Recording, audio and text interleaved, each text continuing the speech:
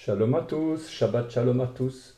Ce soir, Parashot, Matot et Massé. Matot et Massé, donc c'est une double paracha, une paracha fort longue, faut-il bien le dire, puisque le document que certains d'entre vous ont déjà pu télécharger avoisine les 60 pages. Donc on est dans les 56 pages. Table de matière y comprise, donc il y a quand même pas mal. Alors, en tout cas, je vous fais une promesse, c'est que pour l'année prochaine, en tout cas pour déjà cette année, à partir du mois d'octobre, si nous sommes toujours dans cette même ligne d'idée, cette même course vers la Torah, eh bien, nous aurons un système un petit peu différent, en ce sens que nous n'allons pas chaque fois reproduire la paracha avec les explications que vous avez cette fois-ci. C'est pour la deuxième fois que vous les avez. L'année passée, vous les avez eues aussi, avec quelques adaptations cette année-ci. Mais l'année prochaine, nous essaierons de travailler autrement avec un petit résumé au départ de la paracha. Et puis, on va travailler par thème. On essaie déjà de le faire comme ça. Bernard essaie déjà de le faire comme ça pour la Haftara. Mais en tout cas, donc la paracha Matot et Massé, c'est une double paracha. Matot signifie donc tribu, des tribus, et Massé, ce sont des étapes. Et il y a une quarantaine d'étapes que le peuple va passer, 42, pas 42 étapes, mais donc c'est ce que nous allons essayer de découvrir aujourd'hui. Dans cette longue paracha avec toute une série de rebondissements. Mais une chose à la fois, on va d'abord remettre ces moments entre les mains de l'Éternel, notre Dieu, et nous espérons vraiment qu'il va parler au cœur de chacun. Seigneur, nous voulons te remettre ces parachotes, cette paracha hebdomadaire, Matot et Massé pour cette fois-ci, et c'est toujours dans une perspective messianique, évidemment, que nous voulons apporter cette parole. C'est par ta grâce, Seigneur, et sans ta grâce, et sans ta miséricorde, et sans l'action de ton esprit, sans l'effusion de ton esprit sur notre âme, ce que nous pouvons apporter, ça ne sert pratiquement à rien. Et c'est pourquoi, Seigneur, nous t'implorons, nous te demandons vraiment l'effusion de ton esprit sur ces paroles, sur ces témoignages, sur ces enseignements, sur toutes les activités de l'Assemblée, Seigneur, sur l'école des disciples, sur les divers travaux dans l'Assemblée, les activités, les cultes, les louanges. Seigneur, nous te remettons chaque chose. Seigneur, nous te remettons aussi la technique, te remettons aussi les techniciens, on va dire. Chacun d'entre nous, nous avons une petite partie de technique. Et te demandons vraiment de mettre ta main, de poser ta main sur tous ceux qui ont une activité dans l'Assemblée. Te remettons, Seigneur, ces parachas qui sont destinés à plus d'un titre pour notre salut, notre édification personnelle. Te demandons, Seigneur, de nous parler maintenant dans le nom de Yeshua, notre Messie. Amen.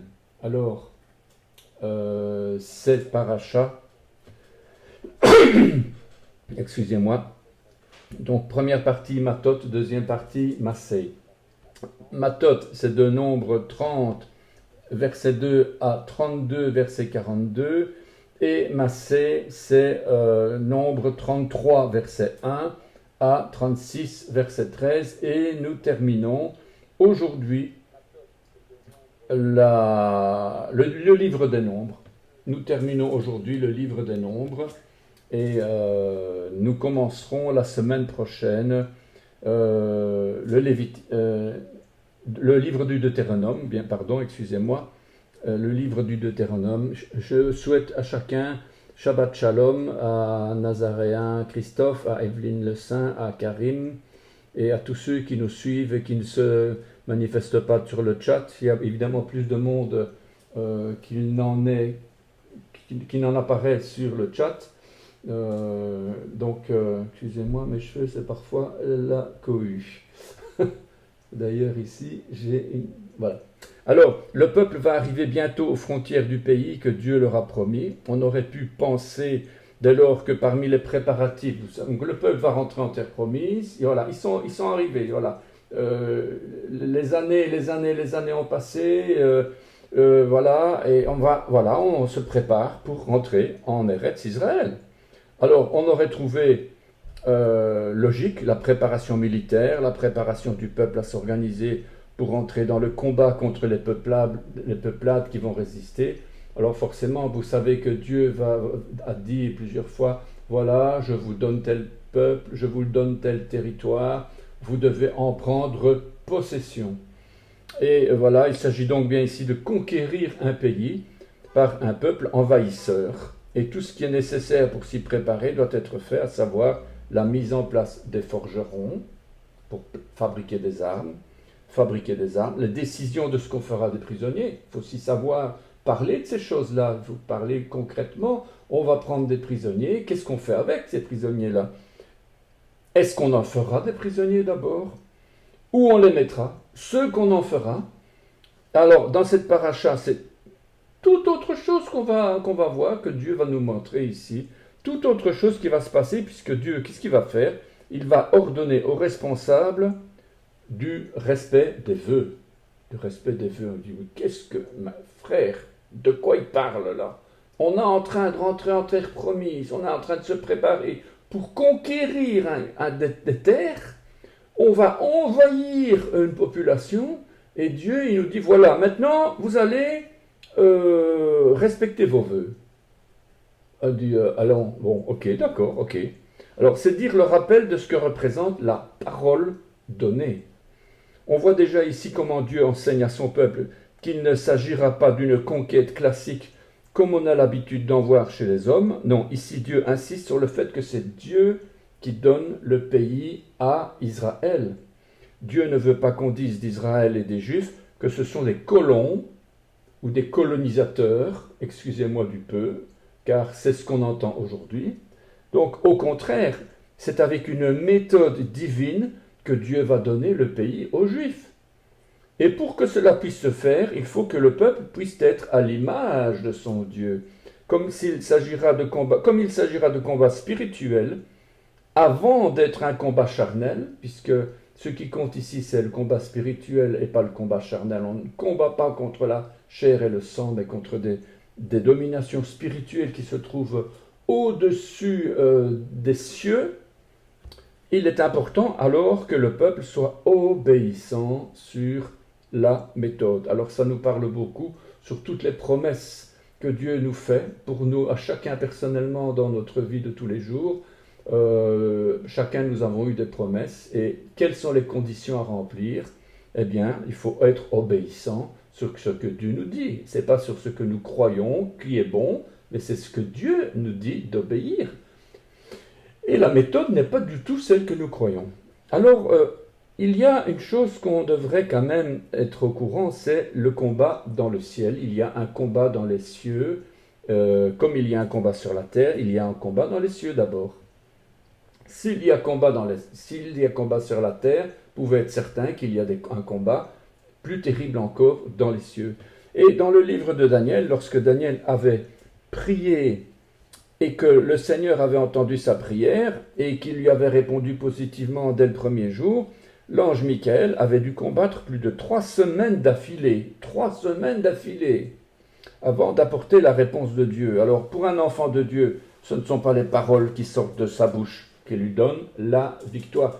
Frères, sœurs, ce ne sont pas les paroles qui sortent de ta bouche. Oh, mais j'ai dit une parole, oh non, c'est trop tard, je me suis maudit. Non, s'il vous plaît, non. Ce ne sont pas les paroles qui sortent de ta bouche qui te donnent la victoire, mais c'est ta foi et ta confiance en Dieu. Alors, pourtant, la réponse a tardé. Avec Daniel, la réponse a tardé. Lisons Daniel 10, versets 12 à 14. Il me dit, Daniel, ne crains rien, car dès le premier jour où tu as eu à cœur de comprendre et de t'humilier devant ton Dieu, tes paroles ont été entendues, et c'est à cause de tes paroles que je viens. Le chef du royaume de Perse m'a résisté 21 jours, mais voici, Michael, l'un des principaux chefs, est venu à mon secours, et je suis demeuré là auprès des rois de Perse. Je viens maintenant pour te faire connaître ce qui doit arriver à ton peuple dans la suite des temps, car la vision concerne encore ces temps-là. Donc, c'est vraiment un combat qui dure un certain temps dans les cieux. On croit qu'on a prié, voilà, Dieu va répondre. Ben oui, Dieu a répondu, mais il y a des oppositions, on va dire, des oppositions. À cause du péché, Satan et les puissances des ténèbres résistent aux anges de Dieu. Lorsque l'Éternel fait quelque chose, lorsque Dieu envoie sa bénédiction vers ses enfants, il le fait sans délai. Il n'attend pas. Il te répond tout de suite. Tu demandes quelque chose à Dieu, Dieu te répond tout de suite. Mais, il y a un combat dans le ciel, car le diable empêche que cette bénédiction ne t'atteigne. Le diable ne veut pas que tu sois béni, mon frère, ma sœur. Le diable s'oppose à ce que tu sois touché par la puissance du Saint-Esprit dans ta vie. Il veut empêcher ça à tout prix, et il y a un combat dans les cieux. Alors que faire pour que les promesses de Dieu s'accomplissent plus vite? Il faut faire en sorte que les anges de Dieu aient la victoire. Et comment doit-on faire pour que les anges de Dieu aient la victoire de notre côté? Donc, pour comment nous, de notre côté, on peut faire? Eh bien, il faut prier, il faut avoir une vie sainte, il faut rester en contact avec l'Éternel, avec Dieu. Et le tout premier point qui est vital dans ce cas, c'est le fruit de nos lèvres. Le fruit de nos lèvres. Lorsque Dieu a créé Adam et Ève, la communication avec le ciel était instantanée, immédiate, il n'y avait pas d'interférence. Adam priait, il recevait, il intercédait, il obtenait. Dieu agissait immédiatement, il demandait un miracle, Dieu le faisait. Les choses se faisaient sans effort et sans difficulté. Il n'y avait pas d'effort à faire. Voilà, c'était instantané. Alors, quand le péché est rentré dans l'homme, avec la chute en Éden, eh bien, à cause du péché, tout ce que nous sommes amenés à dire à Dieu, à lui demander, à intercéder, est devenu souillé et perverti. Alors, Genèse 3, versets 16 et 19, lisons ce passage encore, lisons Genèse 3, versets 16 et 19, il dit à sa femme, « J'augmenterai la souffrance de tes grossesses, tu enfanteras avec douleur, et tes désirs se porteront vers ton mari, mais il dominera sur toi. » Il dit à l'homme, « Puisque tu as écouté... » excusez-moi. « Puisque tu as écouté la voix de ta femme et que tu as mangé de l'arbre au sujet duquel je t'avais donné cet ordre, tu n'en mangeras point. Le sol sera maudit à cause de toi. C'est à force de peine que tu en tireras ta nourriture tous les jours de ta vie. Il te produira des épines et des ronces, et tu mangeras de l'herbe des champs. C'est à la sueur de ton visage que tu mangeras du pain, jusqu'à ce que tu retournes dans la terre d'où tu as été pris, car tu es poussière, et tu retourneras dans la poussière. Alors la malédiction du péché concerne principalement la malédiction du sol. Donc, et le sol, c'est quoi? C'est votre cœur. C'est aussi ce qui donne la vie, c'est l'enfantement, et c'est la souffrance de l'enfantement. Le sol représente le cœur de l'homme endurci par le péché. La semence est la parole de Dieu. C'est donc que la malédiction touche au fait de donner la vie spirituellement, le sol, l'enfantement. Et donc, quelle est la solution? Eh bien, c'est la croix. La croix, oui, mais. La croix, oui, mais. Pour que cette parole dans notre bouche puisse avoir un impact, nous avons des choses à régler au préalable.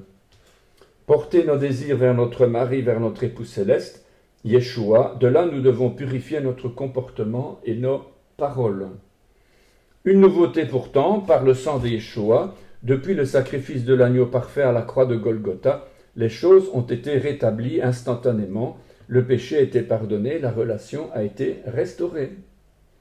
Dieu répondait à nouveau, Dieu accomplissait à nouveau cette promesse, et il y a un bémol malgré tout, un bémol voulu, permis par Dieu. Vous savez que tout ce qui nous arrive, c'est permis par Dieu. Tout ce que nous avons à partir du moment où nous appartenons à Yeshua par le sang de Yeshua, à partir du moment où nous faisons partie de sa famille, tout ce qui nous arrive, c'est voulu et permis et même voulu de Dieu. Donc ne soyons pas craintifs des problèmes qui nous arrivent. Connaissez ce passage Romains 8, 28, toutes choses concourent au bien de ceux qui aiment Dieu de ceux qu'il a appelés. Donc, eh bien, toutes ces choses-là, je touche ici et ça ballotte.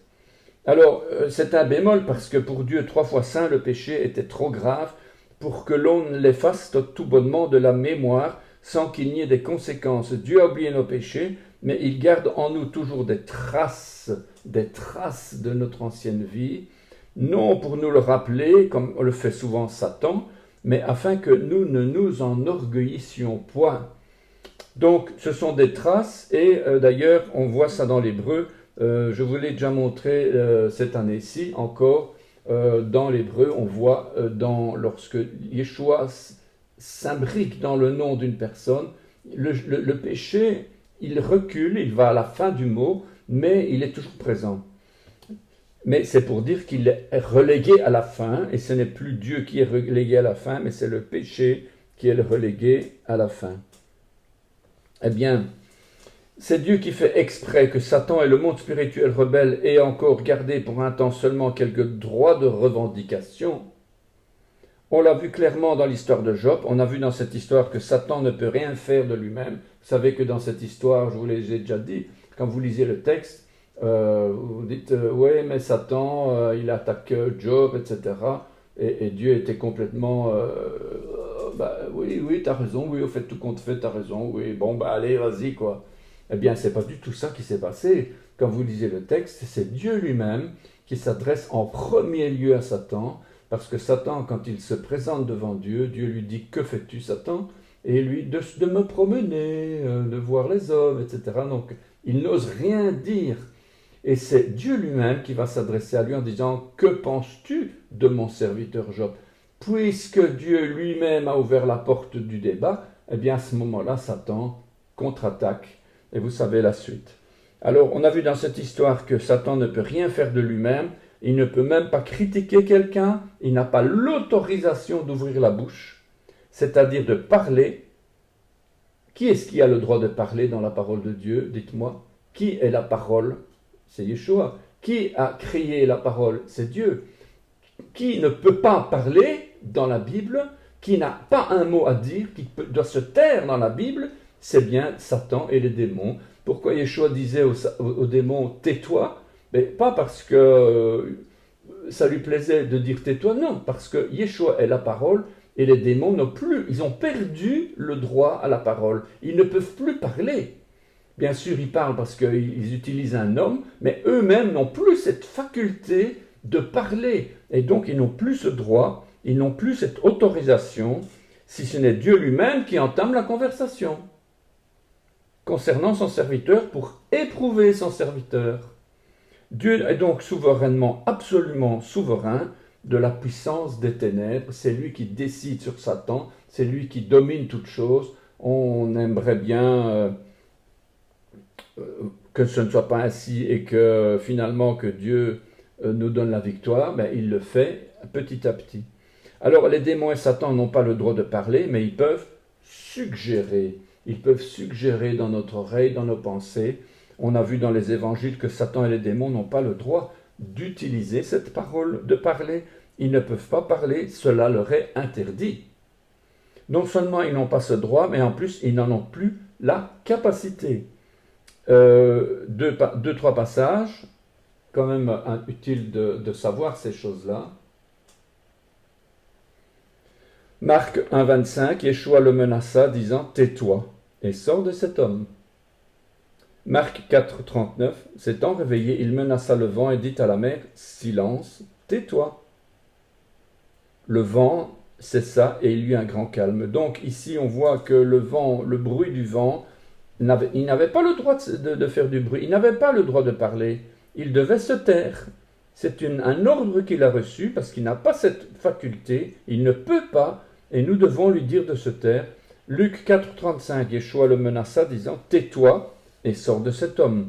Et le démon le jeta au milieu de l'assemblée et sortit de lui sans lui faire aucun mal. Donc, alors l'apôtre Paul, lui aussi, a été irrité par les démons qui parlaient et qui les... donc, par les démons qui parlaient et il les chassait.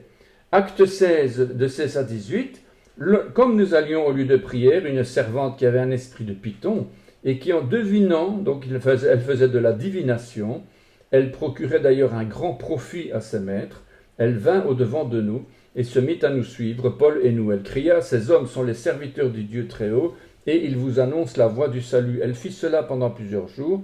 Paul, fatigué, se retourna et dit à l'esprit, je t'ordonne au nom de Jésus-Christ de sortir d'elle, et elle sortit alors même. Alors, lorsque Yeshua disait tais-toi, ça montre bien une réalité, c'est que la parole appartient à Dieu seul, et il la donne à qui il veut. Alors, lorsque les démons parlent, c'est au travers des hommes et des femmes qui ont ouvert une porte spirituelle, par exemple par l'occultisme, avec la permission souveraine de Dieu, etc. Mais à cause du péché, les démons sont comme des animaux, ils ne savent pas parler, ils ne peuvent que suggérer, c'est-à-dire envoyer dans nos pensées des suggestions. Alors pourquoi faut-il tout le temps porter cette casque du salut? Pour nous protéger, pour ne pas perdre le salut, bien sûr, mais aussi pour bloquer les suggestions démoniaques.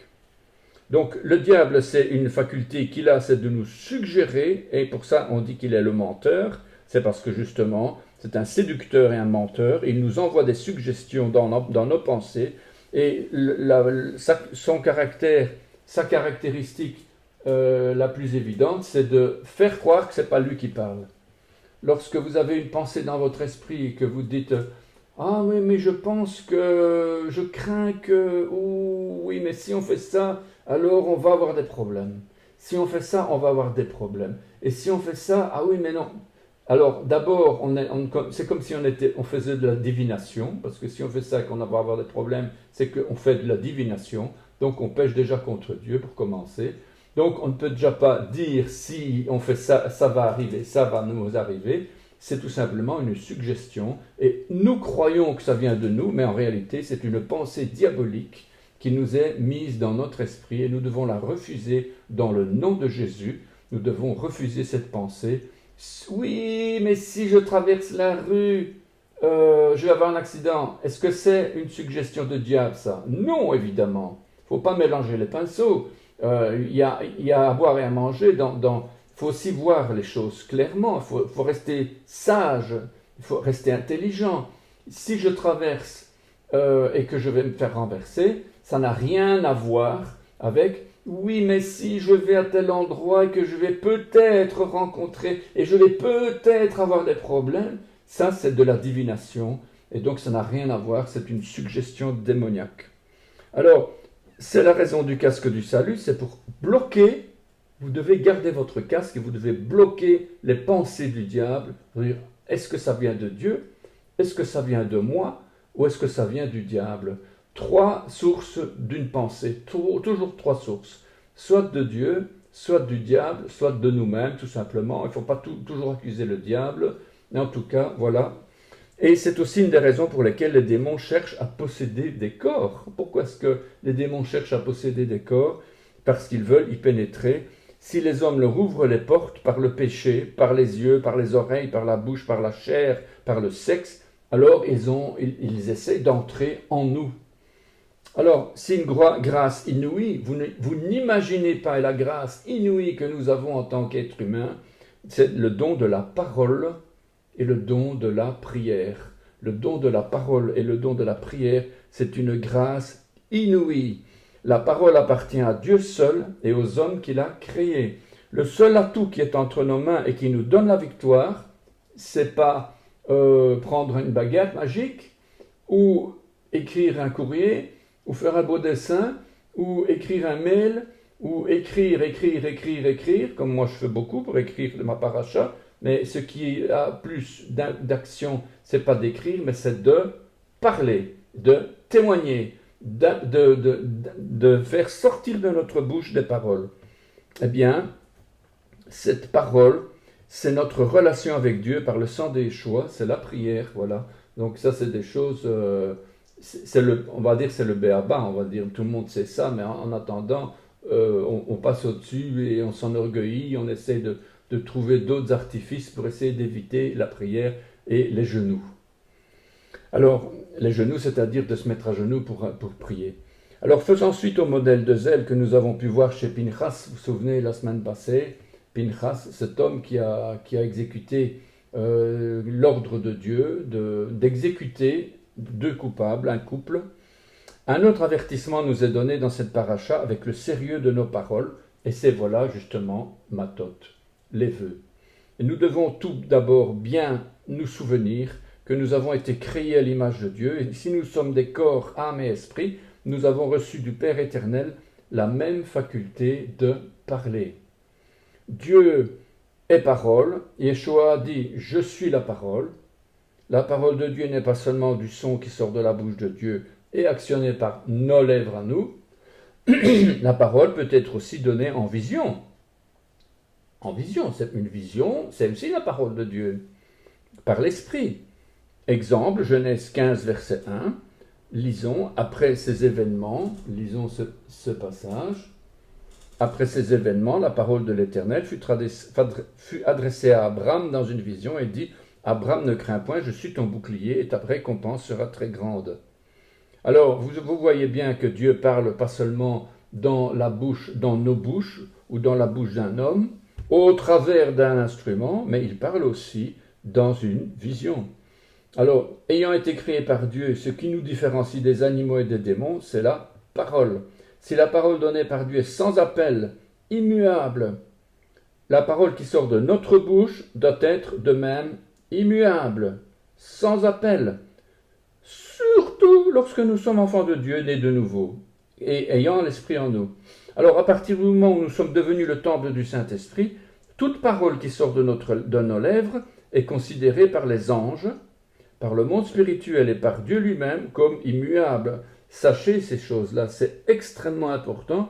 Vous êtes en train de dire une chose, les démons sont témoins, les anges sont témoins, Dieu évidemment est témoin, puisque c'est le premier qui écoute nos requêtes, eh bien,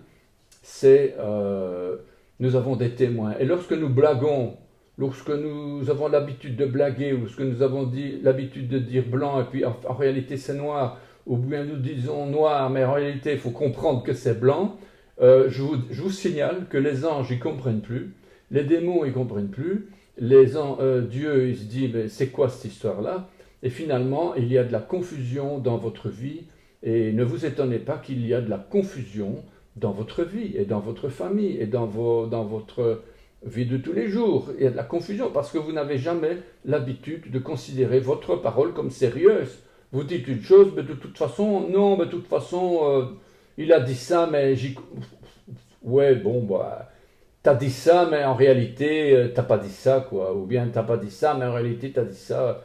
Donc, quand on dit quelque chose, on ne vous écoute même pas, vous n'écoutez même pas, vous n'y croyez même pas à ce qu'on dit. Eh bien, on est dans un contexte où la parole que vous sortez de votre bouche n'a aucune puissance, aucune influence, parce que vous n'écoutez pas vous-même les autres.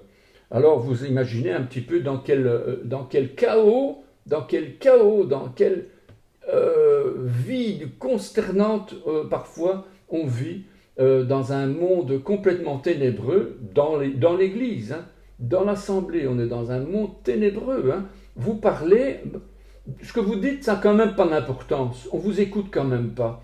Ou bien quelqu'un s'adresse à vous, vous n'écoutez quand même pas.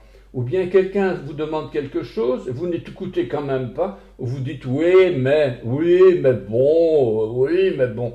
Alors, à quoi ça sert encore d'être considéré comme enfant de Dieu? Alors, vous avez bien compris que ces choses sont importantes, pas seulement pour nous, mais surtout pour les démons et les anges.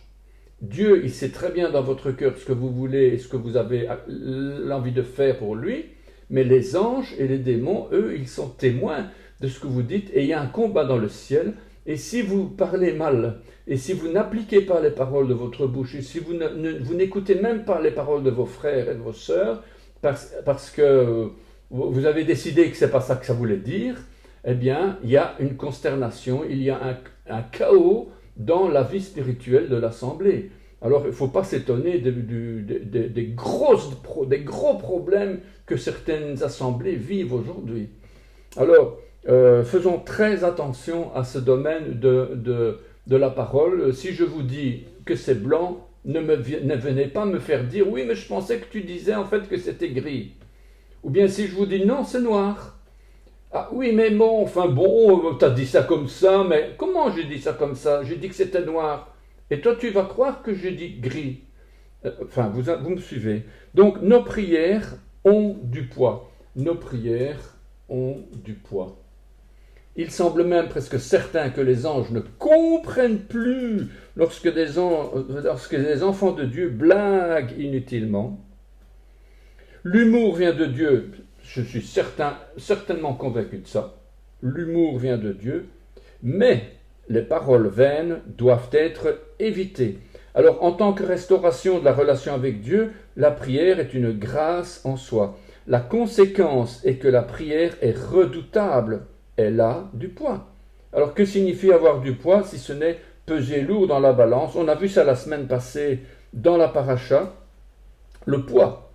Nos prières sont écoutées non seulement, je ne sais pas si c'est dans la paracha ou dans le psaume que je suis en train d'étudier, je ne sais plus. Nos prières sont écoutées non seulement par Dieu et ses anges, mais aussi par les ennemis de Dieu, qui sont très attentifs à nos paroles, puisque c'est Yeshua qui parle dans notre bouche. D'ailleurs, lorsque des croyants nés de nouveau et remplis de l'Esprit Saint sont réunis, et que Yeshua est au milieu d'eux, tout ce qui sort de leur bouche est inspiré et prophétique. C'est le sens qu'il faut peut-être donner au passage qui parle des anges dans 1 Pierre 1, 12. 1 Pierre 1, 12, lisons. Il leur fut révélé que ce n'était pas pour eux-mêmes, mais pour vous, qu'ils étaient dispensateurs de ces choses que vous ont annoncées maintenant ceux qui vous ont prêché l'Évangile par le Saint-Esprit envoyé du ciel, et dans lequel les anges désirent plonger leur regard. Voyez que les anges nous voient, ils nous écoutent, ils se réjouissent quand un pécheur se repent. Il y a de la joie quand on est dans la joie, quand l'assemblée découvre, quand les révélations que Dieu nous donne, c'est des choses extraordinaires, même pour les anges. Les anges même nous écoutent. Alors, Spurgeon disait « Chaque promesse de l'Écriture est un écrit de Dieu qui peut être plaidé devant lui avec cette requête raisonnable. Fais comme tu l'as dit. » Le Créateur ne trichera pas sa créature qui dépend de sa vérité, et bien plus, le Père Céleste ne brisera pas sa parole à son propre enfant. Rappelle-toi de la parole de ton serviteur sur laquelle tu m'as fait espérer. Donc c'est Charles Spurgeon. Spurgeon, c'est un prédicateur de l'Évangile, un évangéliste qui a écrit beaucoup de lettres journalières excellentes. Et voilà, donc je vous invite d'ailleurs à les retrouver sur Internet. Bon, il n'y a pas que lui. Alors Bones écrivait, lui, de sa part, « C'est la prière qui donne du poids à la promesse et la rend précieuse et pratique. » Selon Daniel 9, 1, 24 à 5, la prière ne fonctionne pas seulement sur des promesses, mais obtient des promesses et crée des promesses. La prière a une puissance phénoménale. Alors, devant le monde spirituel, lorsque nous rendons grâce à Dieu ou que nous supplions Dieu, l'ennemi est dans l'effroi. Il faut quand même le savoir. Et il se retranche derrière quoi? Derrière nos incohérences verbales. Lui, il se retranche derrière nos propres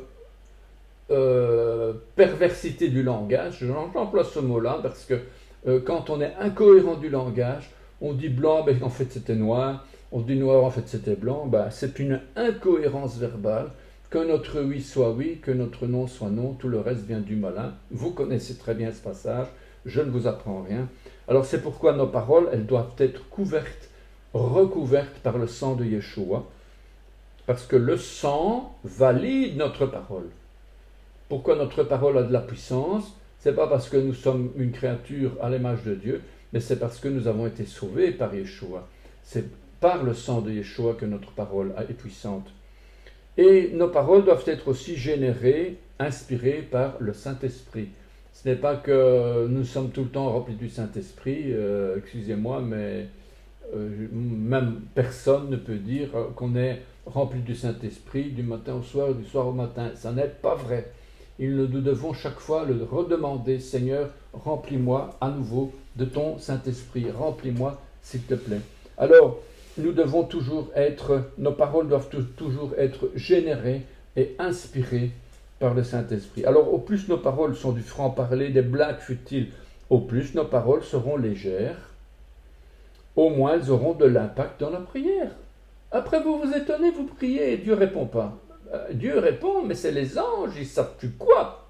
Et puis les démons, ils disent, oui, mais attends, lui, il a dit ça, mais en réalité, il faut comprendre le contraire, parce que lui, comme il parle blanc, en fait, ça veut dire, et voilà, il y a un combat dans le ciel, et vous priez, et vous attendez que Dieu réponde, mais Dieu a répondu, parce que vous êtes sanctifiés par le sang d'Yeshua, vos paroles sont sanctifiées, mais le combat, il y est là, il est quand même là.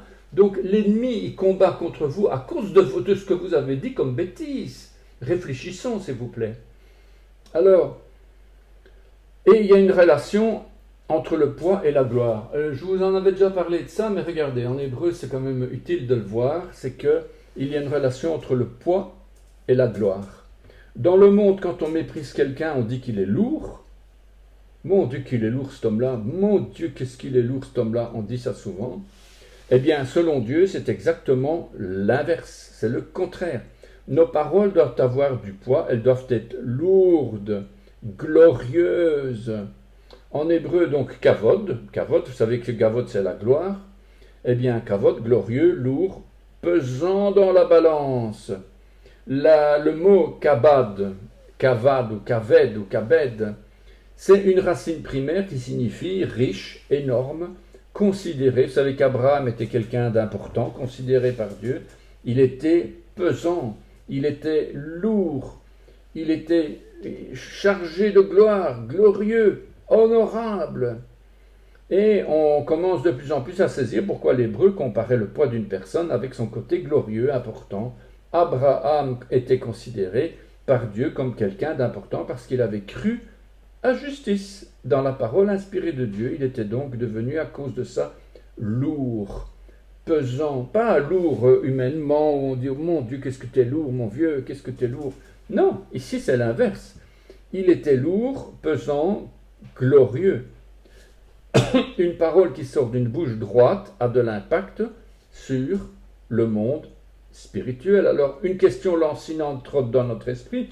Est-ce que Dieu ne nous écouterait qu'à certaines occasions, en fonction de nos paroles? Réponse, bien sûr que non. Mais le diable utilise nos mauvaises paroles pour se moquer de Dieu à cause de nous. Et comme nos prières font toujours l'objet de combats spirituels et de résistance de la part de l'ennemi, si nous voulons être efficaces dans la prière, nous devons commencer par avoir une parole immuable, sainte et pure. Sinon, nous sommes alors gravement en état de péché, non pas à cause des paroles qui sortent parfois de nos lèvres, mais à cause de l'occasion que nous avons ratée de glorifier Dieu devant le monde spirituel, devant les ténèbres.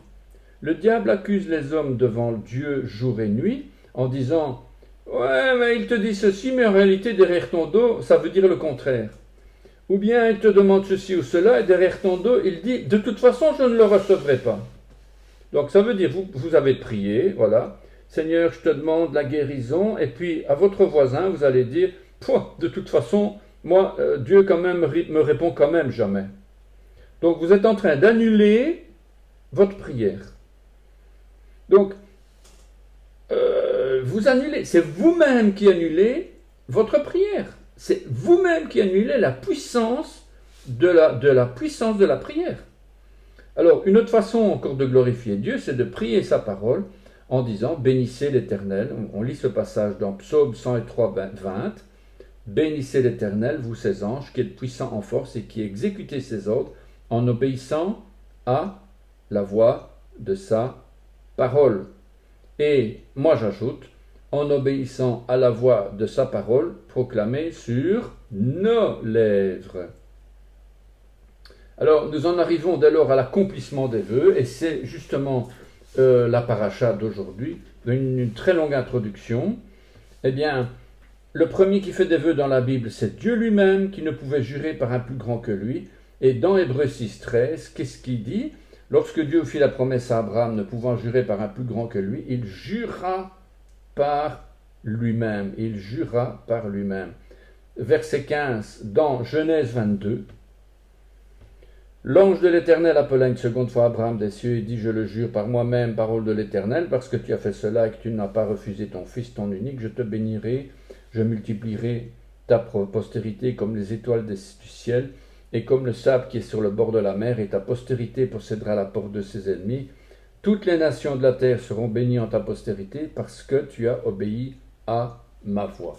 Donc l'importance extrêmement importante de nos paroles.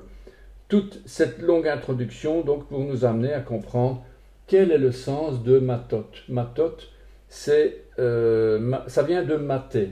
Matot, ça vient de maté. Maté, bon évidemment matot ça veut dire des tribus. Matot, ça vient d'abord du singulier maté. Maté, c'est la verge d'Aaron, maté, ou mata, même tête hé. Je vous le montre d'ailleurs, sinon quel intérêt. Voilà. Donc en haut, vous voyez donc maté ou mata. Ça veut dire quoi ça? Tribu, bâton, verge, fils, moyen, sceptre, rameau, branche, trait. Alors cela veut dire aussi tige, verge, la verge d'Aaron, une flèche, un trait, la branche de vigne aussi. La branche de vigne est considérée aussi comme un bâton. La tribu, en fait, le matin, c'est la compagnie conduite par un chef muni d'un bâton, d'un sceptre à l'origine. Voilà donc ce que signifie matot de l'hébreu. Alors, nous rentrons dans Nombre 30, versets 1 à 17, et ce chapitre nous parle des vœux, des promesses et des serments. Donc, les promesses et les serments peuvent être faits par Dieu ou par les hommes. Alors, venant de Dieu, la réalisation d'une promesse ou d'un serment fait partie du caractère de la personne même de Dieu. C'est Dieu lui-même, c'est inscrit dans ses gènes. Promettre le salut, promettre un pays, promettre une vie abondante, c'est Dieu ça. Il ne sait pas faire autrement que de promettre. Les enfants de Dieu sont appelés à être comme leur maître. Faire des promesses et des serments et les accomplir. Dans le monde païen, on parle rarement de faire des promesses et de les tenir. Par contre, on parle plus souvent de faire des vœux. Alors, petite sentence comme ça, le vœu n'engage pas la personne qui l'a dit. La promesse engage la personne qui l'a dit. Je répète, le vœu n'engage pas la personne qui l'a dit. Par contre, la promesse engage la personne qui l'a dit. Alors, quelle est la différence entre un vœu et une promesse? Un vœu, vous faites un vœu pieux. Vous faites un vœu. Oh, j'aimerais bien faire un vœu. Vous avez un vœu. J'aimerais bien faire ceci. Mais vous ne savez pas l'accomplir. Par contre, vous faites une promesse. Je le jure que je ferai ça. Je fais une promesse. Une promesse engage. Si je fais une promesse, je m'engage. Si je fais un vœu, je ne m'engage absolument pas. Alors, l'homme a le pouvoir d'accomplir une promesse. Par contre, il n'a aucun pouvoir pour réaliser un vœu. Faire un vœu à la vue d'une étoile filante ou d'un chat noir. Vous savez, il y en a qui font ça. Il y a une étoile filante. Oh, vite, faire un vœu. Ou un chat noir. Oh. Bon, c'est de la superstition pure, évidemment. Faire un vœu tout court n'a aucune conséquence. Présenter ses meilleurs vœux pour la nouvelle année, ça ne sert à rien. Pourquoi? Parce que vous n'avez aucune puissance de votre parole pour accomplir ce vœu-là. La seule chose qui est commune au vœu, au serment et à la promesse, c'est que l'homme ne connaît pas l'avenir. L'homme ne connaît pas l'avenir. Alors, toutes ces promesses de bonjour, comme on dit, des vœux de nouvelle année, ça ne sert à rien. C'est du temps perdu. C'est uniquement. Par contre, ce qu'on peut dire, c'est une marque d'attention, et on peut considérer, si on considère les vœux de nouvelle année comme une marque d'attention à ton égard, quelqu'un qui dit j'espère quand même que tu vas passer une bonne année, pas comme l'année. Voilà, ça c'est une marque d'attention. Ce n'est plus de la superstition, c'est tout simplement de l'attention. Vous avez de l'attention vis-à-vis de quelqu'un, une marque d'affection. Donc, il ne faut pas non plus voir tout en noir. Ce n'est pas parce que vous offrez des bons vœux à quelqu'un que tout de suite c'est démoniaque. Donc, il y a aussi une tentative d'approche de la personne aussi. faut aussi voir les choses dans ce sens-là. Et c'est uniquement dans les mains de Dieu qu'un vœu, un serment, une promesse ont de l'avenir. De nombreuses fois, Dieu dira « je le jure par moi-même ». Dieu le sait bien, c'est donc pourquoi il dit que lui seul est capable d'accomplir un serment. Il n'y a que lui qui peut accomplir un serment. En ce qui concerne le serment, les hommes n'ont ni la permission, ni la capacité, ni le pouvoir de jurer. Voilà, vous avez tous compris comme moi, je pense que vous êtes tous d'accord. Alors, Jérémie 22,5, c'est Dieu qui dit « Mais si vous n'écoutez pas ces paroles, je le jure par moi-même, dit l'Éternel. Cette maison deviendra une ruine. » Ou bien Jérémie 49,13, « Car le jure par moi-même, dit l'Éternel, Botsra sera un objet de désolation, d'opprobre, de dévastation, de malédiction, et toutes ces villes deviendront des ruines éternelles. » Ésaïe 45, 23, je le jure par moi-même. Genèse 22, 16, je dis, je le jure par moi-même. Voilà, donc. Alors, la Bible nous dit qu'on ne peut jurer que par un plus grand que soi-même. Eh bien, c'est ce que Dieu fait, donc c'est par moi-même. Cela signifie que tout ce qu'on a comme capacité, c'est le pouvoir de faire quoi que ce soit, dépend en réalité des autorités qui sont au-dessus de notre tête. Si je fais une promesse à quelqu'un de venir, ou de faire ou d'agir, si mon chef ne le permet pas, toutes mes promesses, mes serments, mes vœux tombent à l'eau. La jeune fille, on va en parler tout de suite de la jeune fille. Elle fait une promesse à un jeune garçon de se voir lors d'un rendez-vous. Les parents disent non. La promesse tombe à l'eau. Le jeune garçon ne pourra pas faire de reproche à la jeune fille, car cela ne dépend pas d'elle. Son cœur n'a pas le pouvoir de faire changer les choses.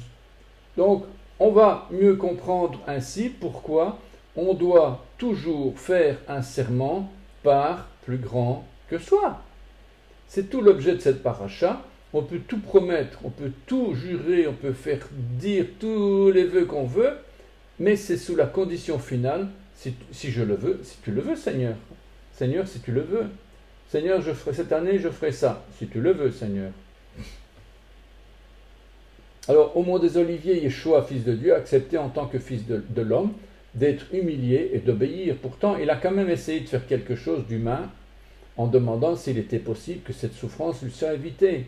Le Fils de Dieu lui-même a tout pouvoir dans les cieux et sur la terre, pourtant il a accepté de perdre tout ce pouvoir, de lâcher prise, et dit voilà, j'ai plus de pouvoir du tout, Seigneur, Père, je suis un homme aujourd'hui, et je te demande de me répondre en tant comme si j'étais un homme, et voilà, c'est comme ça qu'on doit voir les choses. Il n'a plus le pouvoir, donc il s'est déchargé de ce pouvoir-là, parce que, bon, il aurait très bien pu agir en tant que fils de Dieu et demander à ses anges, ou bien demander à Dieu. Il a même dit, hein, Ponce Pilate, c'est ce qu'il a dit, il aurait très bien pu faire descendre des légions d'anges du ciel, il a fait pourtant un choix. Celui de ne pas utiliser ses pouvoirs, mais de dépendre de son Père. Alors, l'organisation dans une assemblée. Alors, la délégation de pouvoir, tout ce qu'avait ordonné l'Éternel à Moshe. Alors lisons, c'est Dieu qui décide de tout ce qui a le pouvoir de tout. D'abord, Dieu délègue ses pouvoirs à une autorité humaine, ici c'est Moïse. Dieu ne parle pas en direct ni au peuple ni aux chefs des tribus, car il veut apprendre au peuple la soumission des uns aux autres. Vayomer Moshe el bnei Israël, Kechol asher tziva, Adonai et Moshe. Et Moïse dit aux enfants d'Israël tout ce qu'avait ordonné l'Éternel à Moshe. Donc on a d'abord ici l'obéissance à Moïse, autrement dit, celui qui est présumé avoir reçu la révélation de Dieu, le Messie, loin, le prophète, dans l'assemblée il y a des prophètes, en tout cas nous devons développer cet aspect-là, il y a des prophètes, mais je vous signale, on en reparlera peut-être un jour, à propos de la prophétie dans l'assemblée, le prophète est soumis au prophète, l'esprit du prophète est soumis au prophète. Excusez-moi.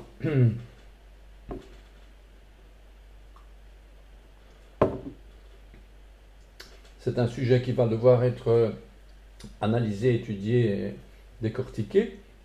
En tout cas, dans l'assemblée, dans une assemblée qui vit par l'esprit, toute inspiration divine doit être vérifiée. on ne nie pas que Dieu est en train de parler à un prophète, mais il y a une règle à suivre, et c'est Dieu lui-même qui l'a établie. C'est Yeshua lui-même qui a fait l'Église, qui l'a établie et qui a dit « L'esprit des prophètes est soumis aux prophètes ». Autrement dit, ce que un prophète va déclarer dans une assemblée lors d'un parler en langue, lors d'un chant, lors d'une inspiration, lors d'une prière, souvent dans les prières, Seigneur, d'ailleurs c'est la façon la plus facile de prophétiser, c'est en priant. Comme ça, on n'a pas de problème avec personne. Seigneur, maintenant tu parles à mon cœur, et Seigneur, merci parce que je pense que tu me dis ceci. Enfin voilà, donc on peut prier en révélant la révélation divine dans son cœur par la prière. Et c'est une méthode qui devrait être utilisée parce qu'elle bloque notre ego aussi. Mais en tout cas, et donc dans l'Église, la prophétie doit être vérifiée. Et même le parler en langue doit être vérifié, même les dons doivent être vérifiés. Et évidemment, il faut des prophètes qui vérifient. N'importe qui dans l'assemblée ne va pas dire « Ben non, je ne suis pas d'accord ». Ah non, c'est pas vrai. Il faut que ce soit quelqu'un qui soit déclaré, qui soit reconnu dans l'assemblée comme prophète et qui reconnaît, et ça doit être les prophètes. Donc l'esprit des prophètes est soumis aux prophètes. Donc il y a plusieurs prophètes dans l'assemblée et c'est le but justement que ce ne soit pas rien qu'une seule personne qui dise ce que tu dis ne vient pas de Dieu. Ou bien ce que tu dis, c'est frère, ah ouais, ça vient vraiment de Dieu. Eh bien, non, ça doit être vérifié. Et la personne qui prophétise doit accepter cette règle-là, ou alors, vaut mieux qu'elle se taise. Ça, c'est vraiment la volonté de Dieu. On devrait reparler de ça. Donc, ici, en tout cas, l'obéissance à Moïse, c'est-à-dire à celui qui est présumé avoir reçu la révélation de Dieu, le Messie, loin le prophète. En Yeshua, c'est l'Esprit Saint qui parle au cœur de chacun. Tout le problème est de savoir, dans une assemblée qui est censée vivre sous l'onction de l'Esprit Saint, qui et à quel moment donné reçoit une révélation de Dieu pour la direction de l'assemblée, pour l'enseignement des jeunes dans la voie de Dieu, des projets, pour toute forme d'enseignement et d'éducation du peuple, toute forme de louange, etc. Toute forme de cours d'hébreu aussi, tout ça. En Yeshua, il ne s'agit donc pas d'une seule et même personne, puisque la Bible déclare pour ce qui est des prophètes, que 2 ou 3 parlent et que les autres jugent. Donc voilà, donc il faut parler et les autres jugent. Et si un autre qui est assis à une révélation, que le premier se taise.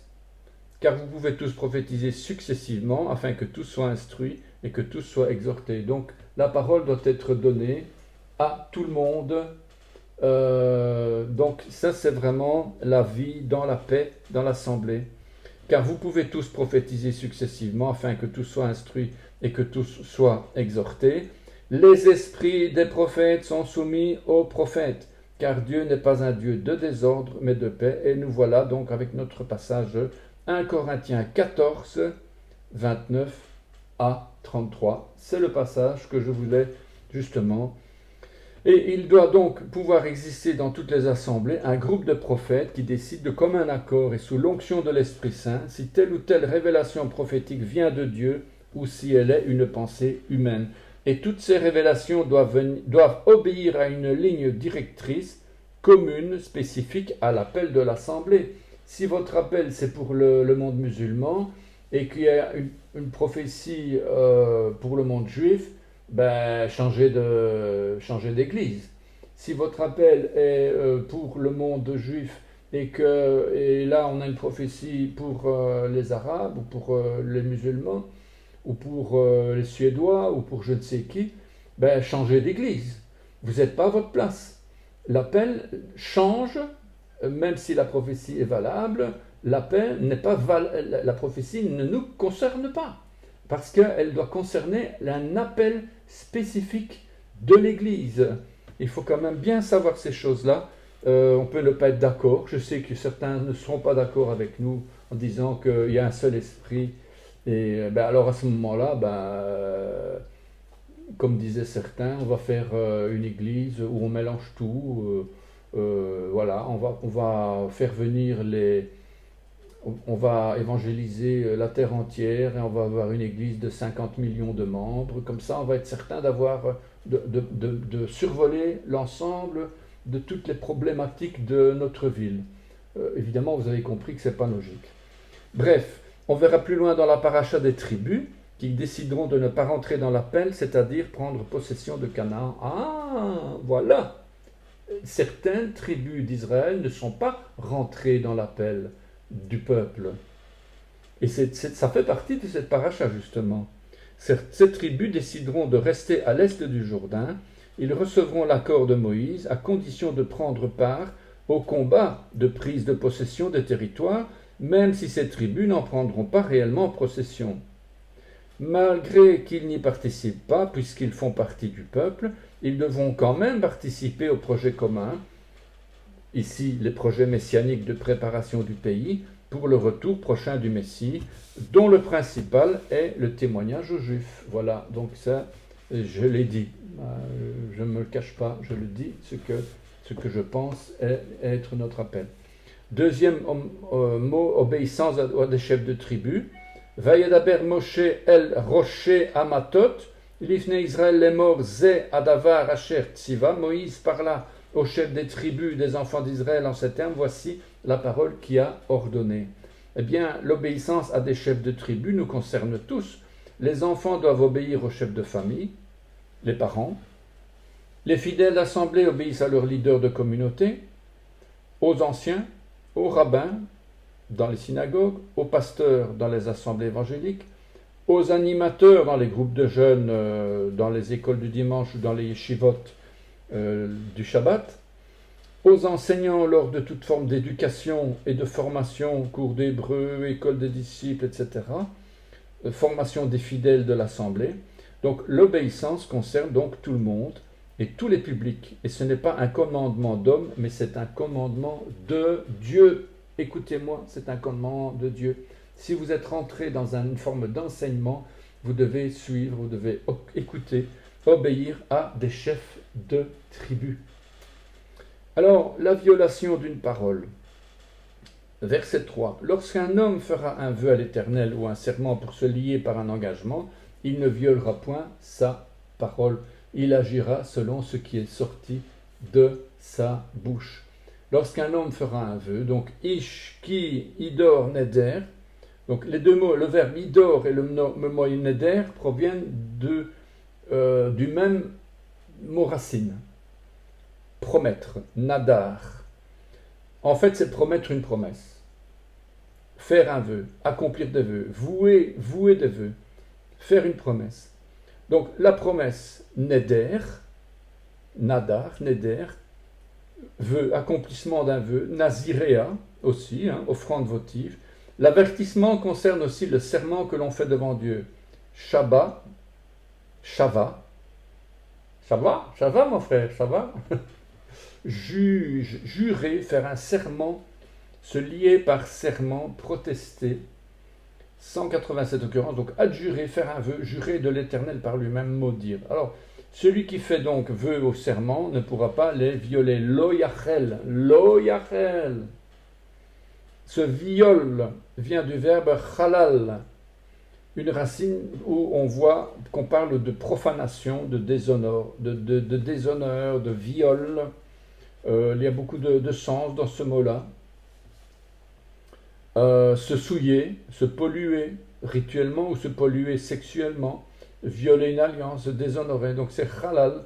Donc d'ailleurs, alléluia, quand vous dites alléluia, ça vient de là. Ça vient pas de là, ça vient de halal.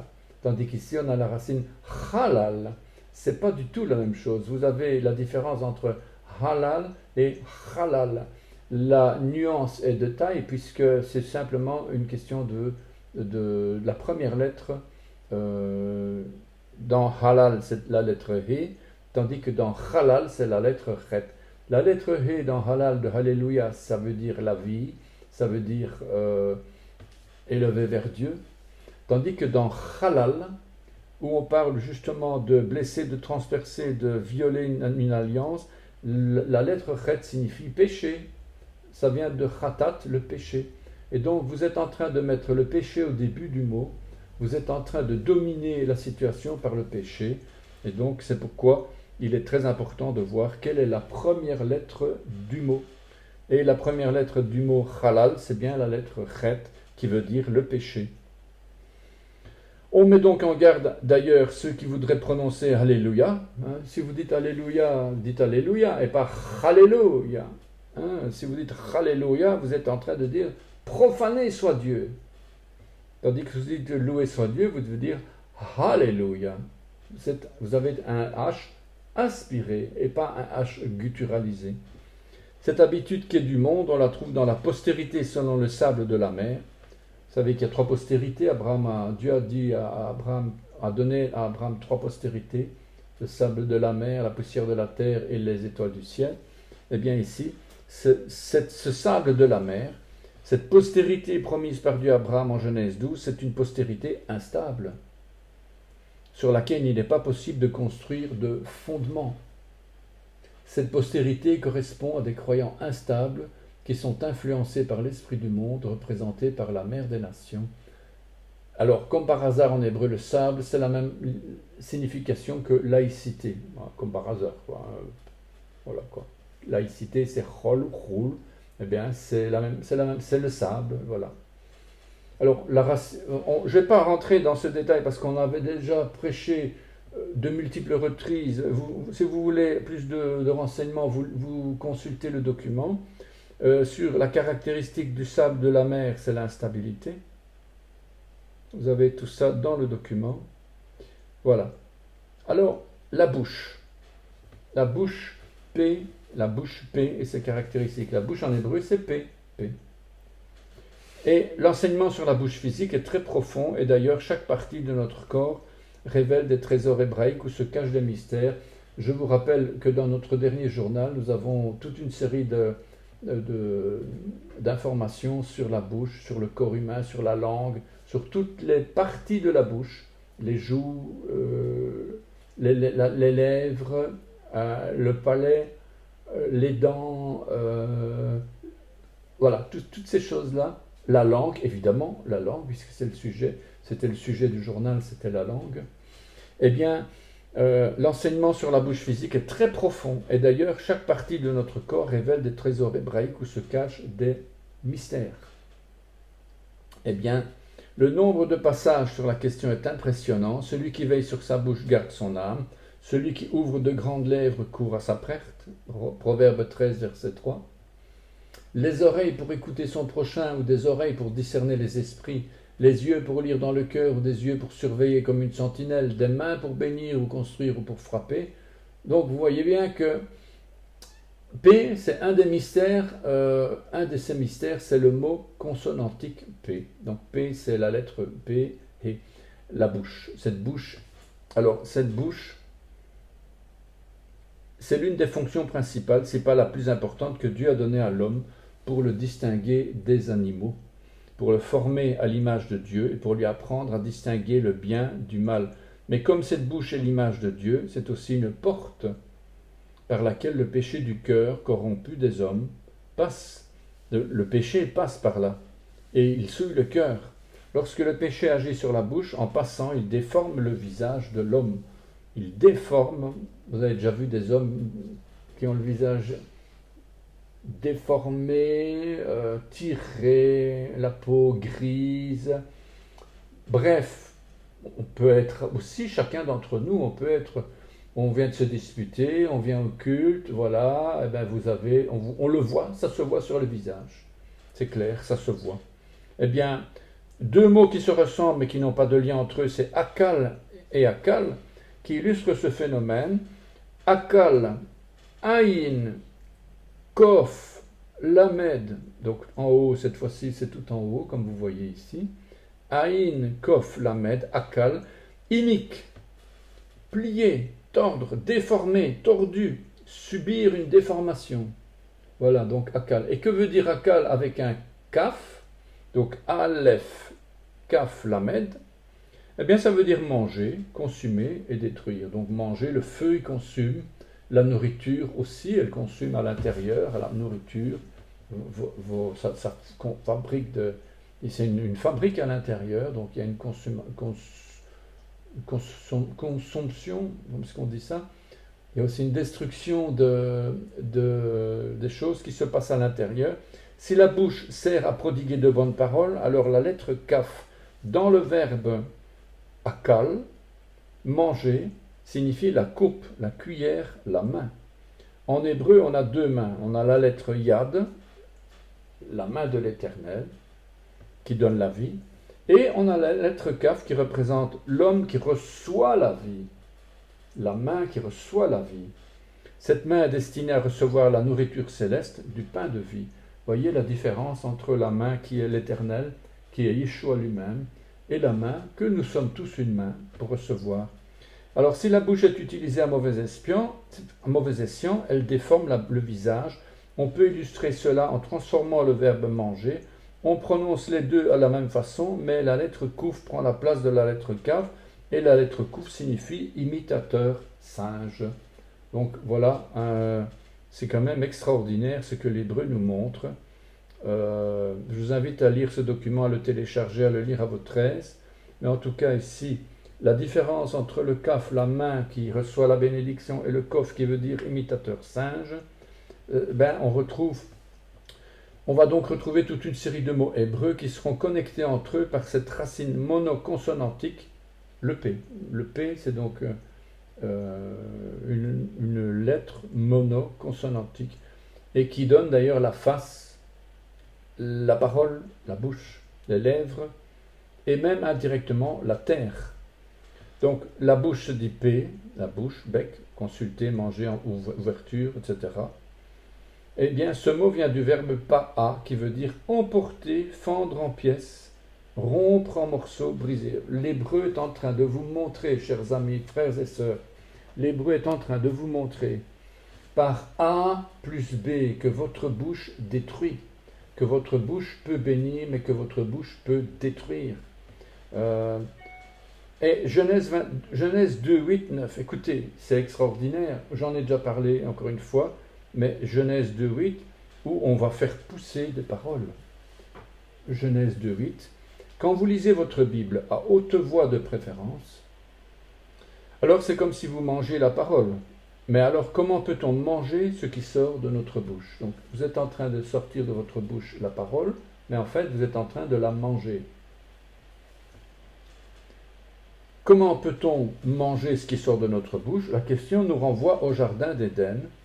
De quels arbres s'agissait-il en Gan Eden? De quels arbres s'agissait-il?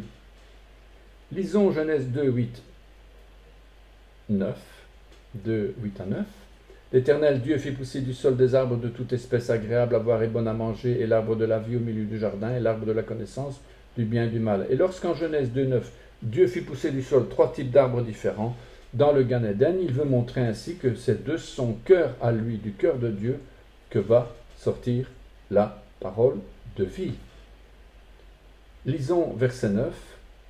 Va yatzmach Adonai Elohim, va yatzmach Adonai Elohim, min ha-adama, kol etz nechmad, lemare vetov lemaachal, ve'etz achaim, betoch hagan, ve'etz haadat, tov va'ara. L'Éternel Dieu fit surgir du sol toute espèce d'arbre bon à voir et propre à la nourriture, et l'arbre de vie au milieu du jardin, avec l'arbre de la science du bien et du mal, l'arbre de la connaissance, on va dire, du bien et du mal. Vayatzma Adonai Elohim min ha'adama. Donc l'Éternel Dieu fit surgir du sol. D'abord, des arbres de toute espèce, agréables à voir et bons à manger. Deuxièmement, l'arbre de la vie au milieu du jardin. Et l'arbre de la connaissance du bien et du mal. Vous allez me dire, mais de quoi tu parles, frère? On est en train de parler de Matot, là. Matot Massé, tu parles de tout. C'est quoi ça? Ben, regardez bien. Le verbe vayatzmach, faire pousser, est un verbe qui vient de la racine tsemach, le germe. Et c'est en plus écrit en ifil. L'ifil, c'est la forme faire. C'est pas faire quelque chose, mais c'est faire quelque chose. Ce qui signifie faire germer des paroles. Tsamach, la racine primaire, c'est germer, pousser, repousser, produire, croître, s'élever, etc. et faire pousser quoi? Des paroles. Faire pousser des paroles. Faire pousser des paroles. Faire croître des paroles. Quand on y regarde bien, c'est en fait la parole Yeshua qui plante la parole dans notre bouche, puisque le fait de germer provient de celui que la Bible appelle le germe juste, le tsemar. On appelle d'ailleurs tsemar le rejeton de la postérité de David. Ce mot vient du verbe plus haut, le tsamar. Donc c'est un nom masculin, plante, germe, herbe, poussée, pousse, croissante, etc. Et nous sommes appelés à porter des fruits. De quels fruits s'agit-il? Et comme on sait que ce que l'on plante, c'est ce qu'on est, ce que vous plantez, c'est ce que vous êtes. La Bible dit, vous devez porter des fruits, mais vous devez planter la même chose que vous. Vous devez porter des fruits, mais le fruit qui va sortir, c'est la même chose que vous. Eh bien, ce qu'on plante, c'est ce qu'on est. Alors forcément, petite allégorie, si je suis musicien, je planterai forcément des musiciens. Si mes fruits seront des musiciens, si je suis né de nouveau, je donnerai la vie à des nés de nouveau. Si je suis né de nouveau, je donnerai la vie à des nés de nouveau.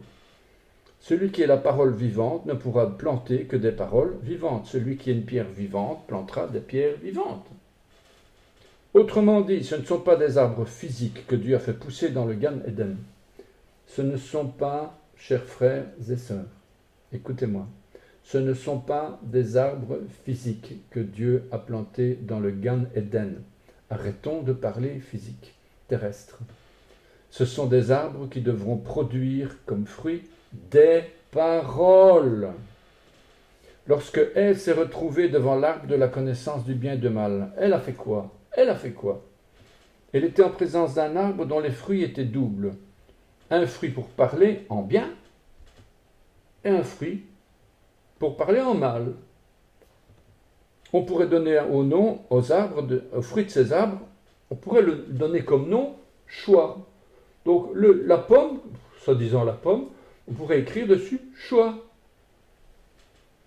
Ève devait choisir entre le bien et le mal, entre des fruits qui sortiraient de sa bouche, des fruits de bénédiction ou des fruits de malédiction. On croit que Ève avait mangé physiquement un fruit défendu, une pomme, etc. Mais en réalité, son fruit, c'était d'utiliser sa bouche pour une toute autre fonction que celle pour laquelle elle était appelée. Parler, son fruit, c'était de produire. Elle devait produire de sa bouche. La fonction de parler, c'est une fonction divine. Quand nous parlons, l'hébreu va utiliser le mot akal, manger, aleph, kaf, lamed. Si nous parlons mal, l'hébreu va utiliser le mot akal, aïn, kof, lamed, détruire. Il faut se rendre à l'évidence. Dieu a placé dans nos lèvres la faculté de parler bien et aussi la faculté de parler mal. Et cette faculté n'a rien à voir avec la présence ou pas du tentateur. Le diable, il n'est pas là, il n'a rien à voir, lui, il ne s'occupe pas de tout ça. Dieu a mis en nous la faculté de parler en bien ou la faculté de parler en mal. À toi, frères et sœurs, de choisir.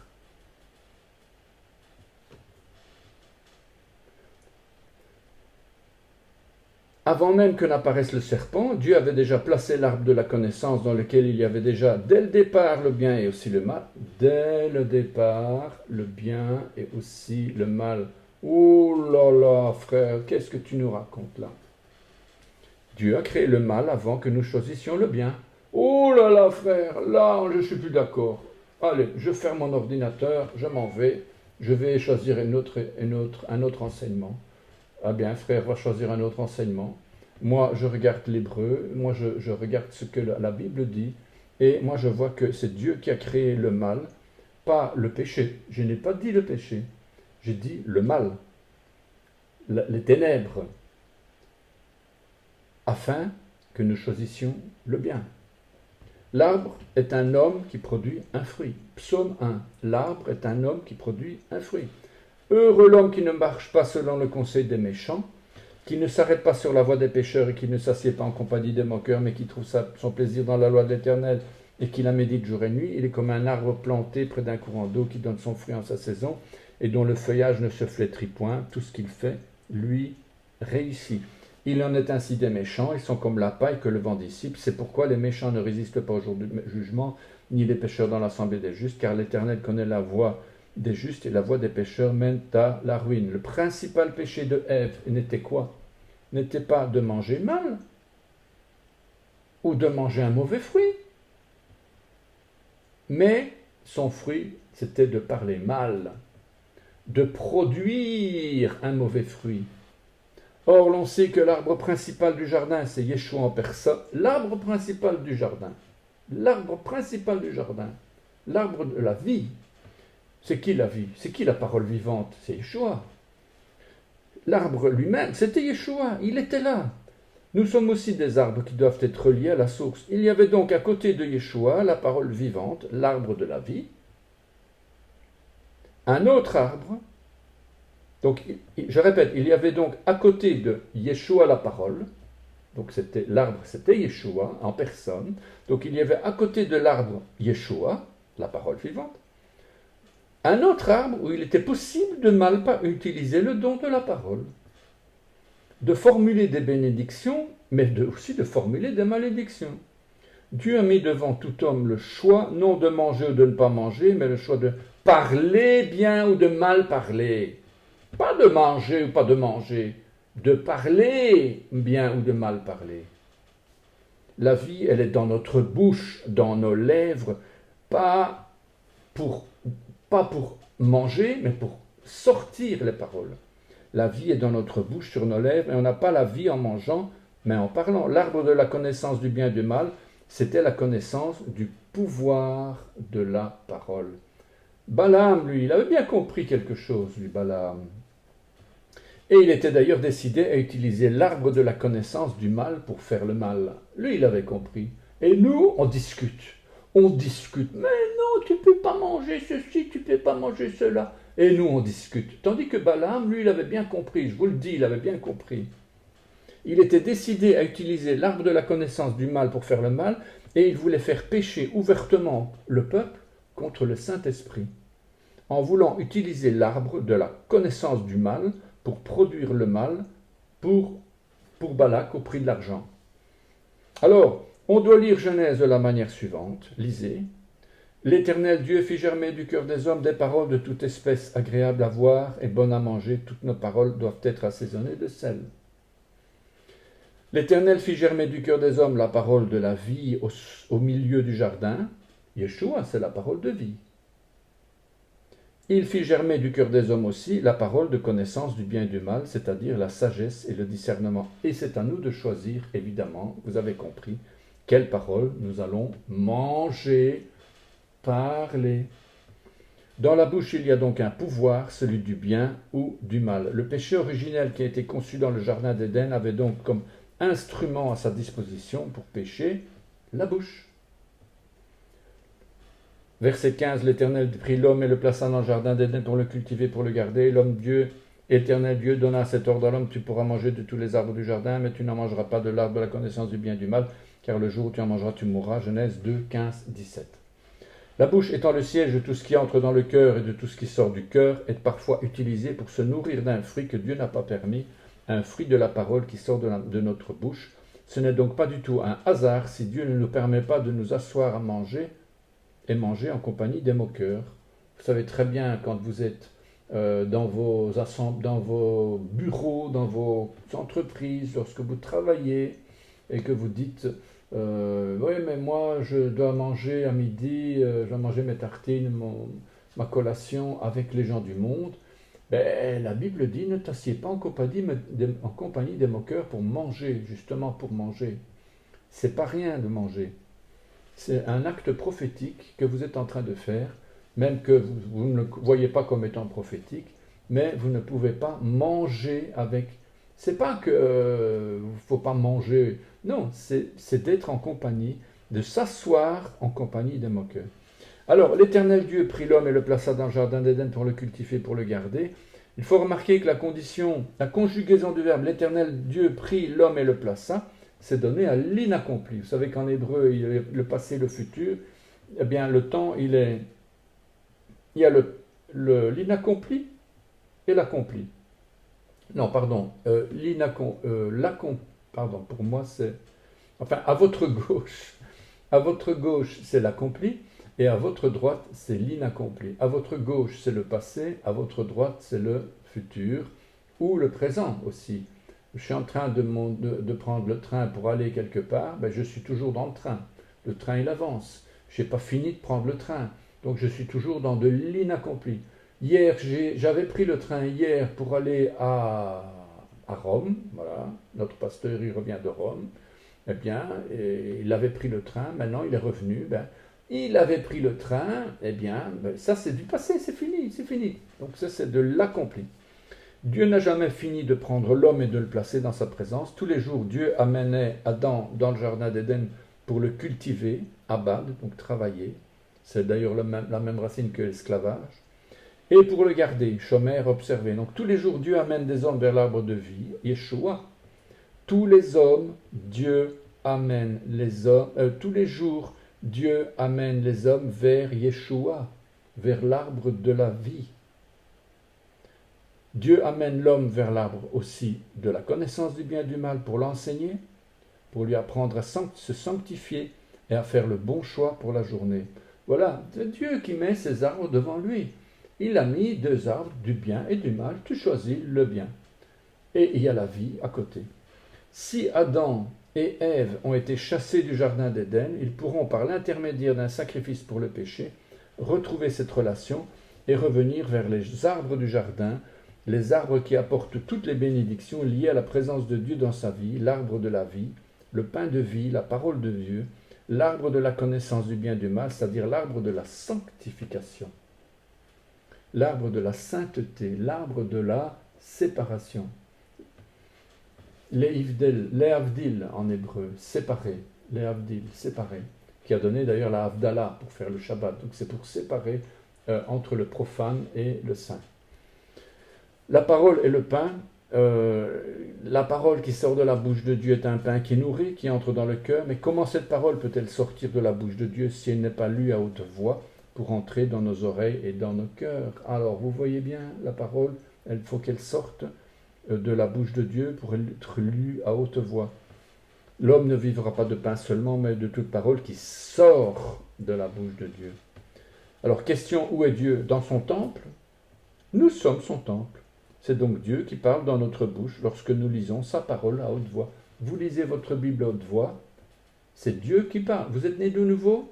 Alors c'est Dieu qui parle dans votre bouche. C'est Dieu qui est en train de parler à vous, à vos oreilles. Là. Vos oreilles sont là, elles écoutent. Donc Dieu, il est là, et puis il parle, et c'est vous-même là, ici, à vos oreilles, qui écoutez. Vous voyez un petit peu comment c'est extraordinaire. Proverbe 30, verset 8. Éloigne de moi la fausseté et la parole mensongère. Ne me donne ni pauvreté ni richesse. Accorde-moi le pain qui m'est nécessaire. Accorde-moi le pain de la connaissance du bien.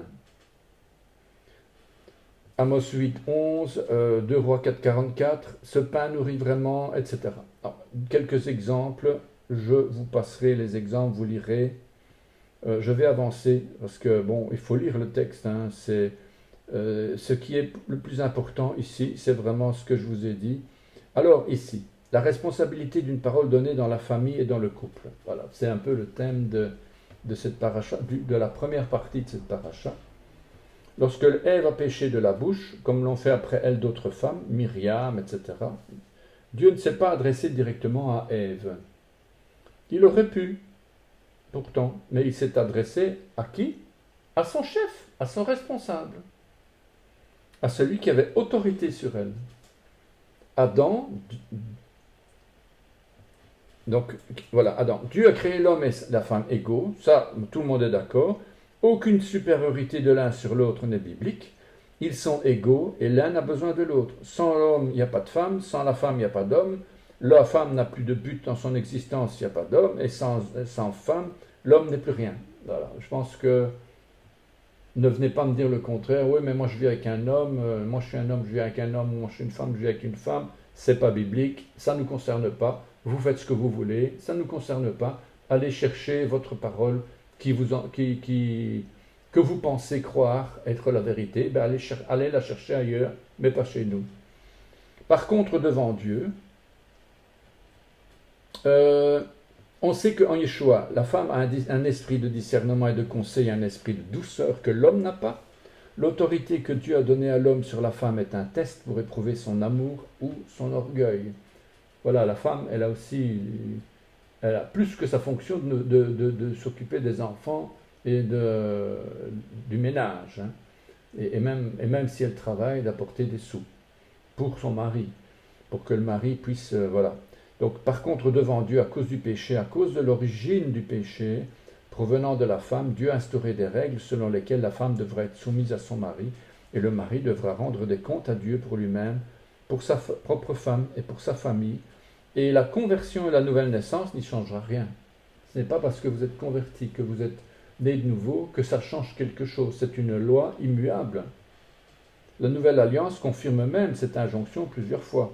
Alors, si devant Dieu tous sont égaux et que Dieu ne fait exception de personne, en ce qui concerne la vie en société, comme conséquence du péché, Dieu a établi une hiérarchie entre les hommes avec des autorités royales, politiques ou religieuses qui dominent sur les peuples, des autorités judiciaires qui dominent sur les coupables, des maris qui dominent sur leurs femmes, des parents qui dominent sur leurs enfants, et jusqu'à l'âge de 18 ans, les parents sont responsables des actes de leurs enfants.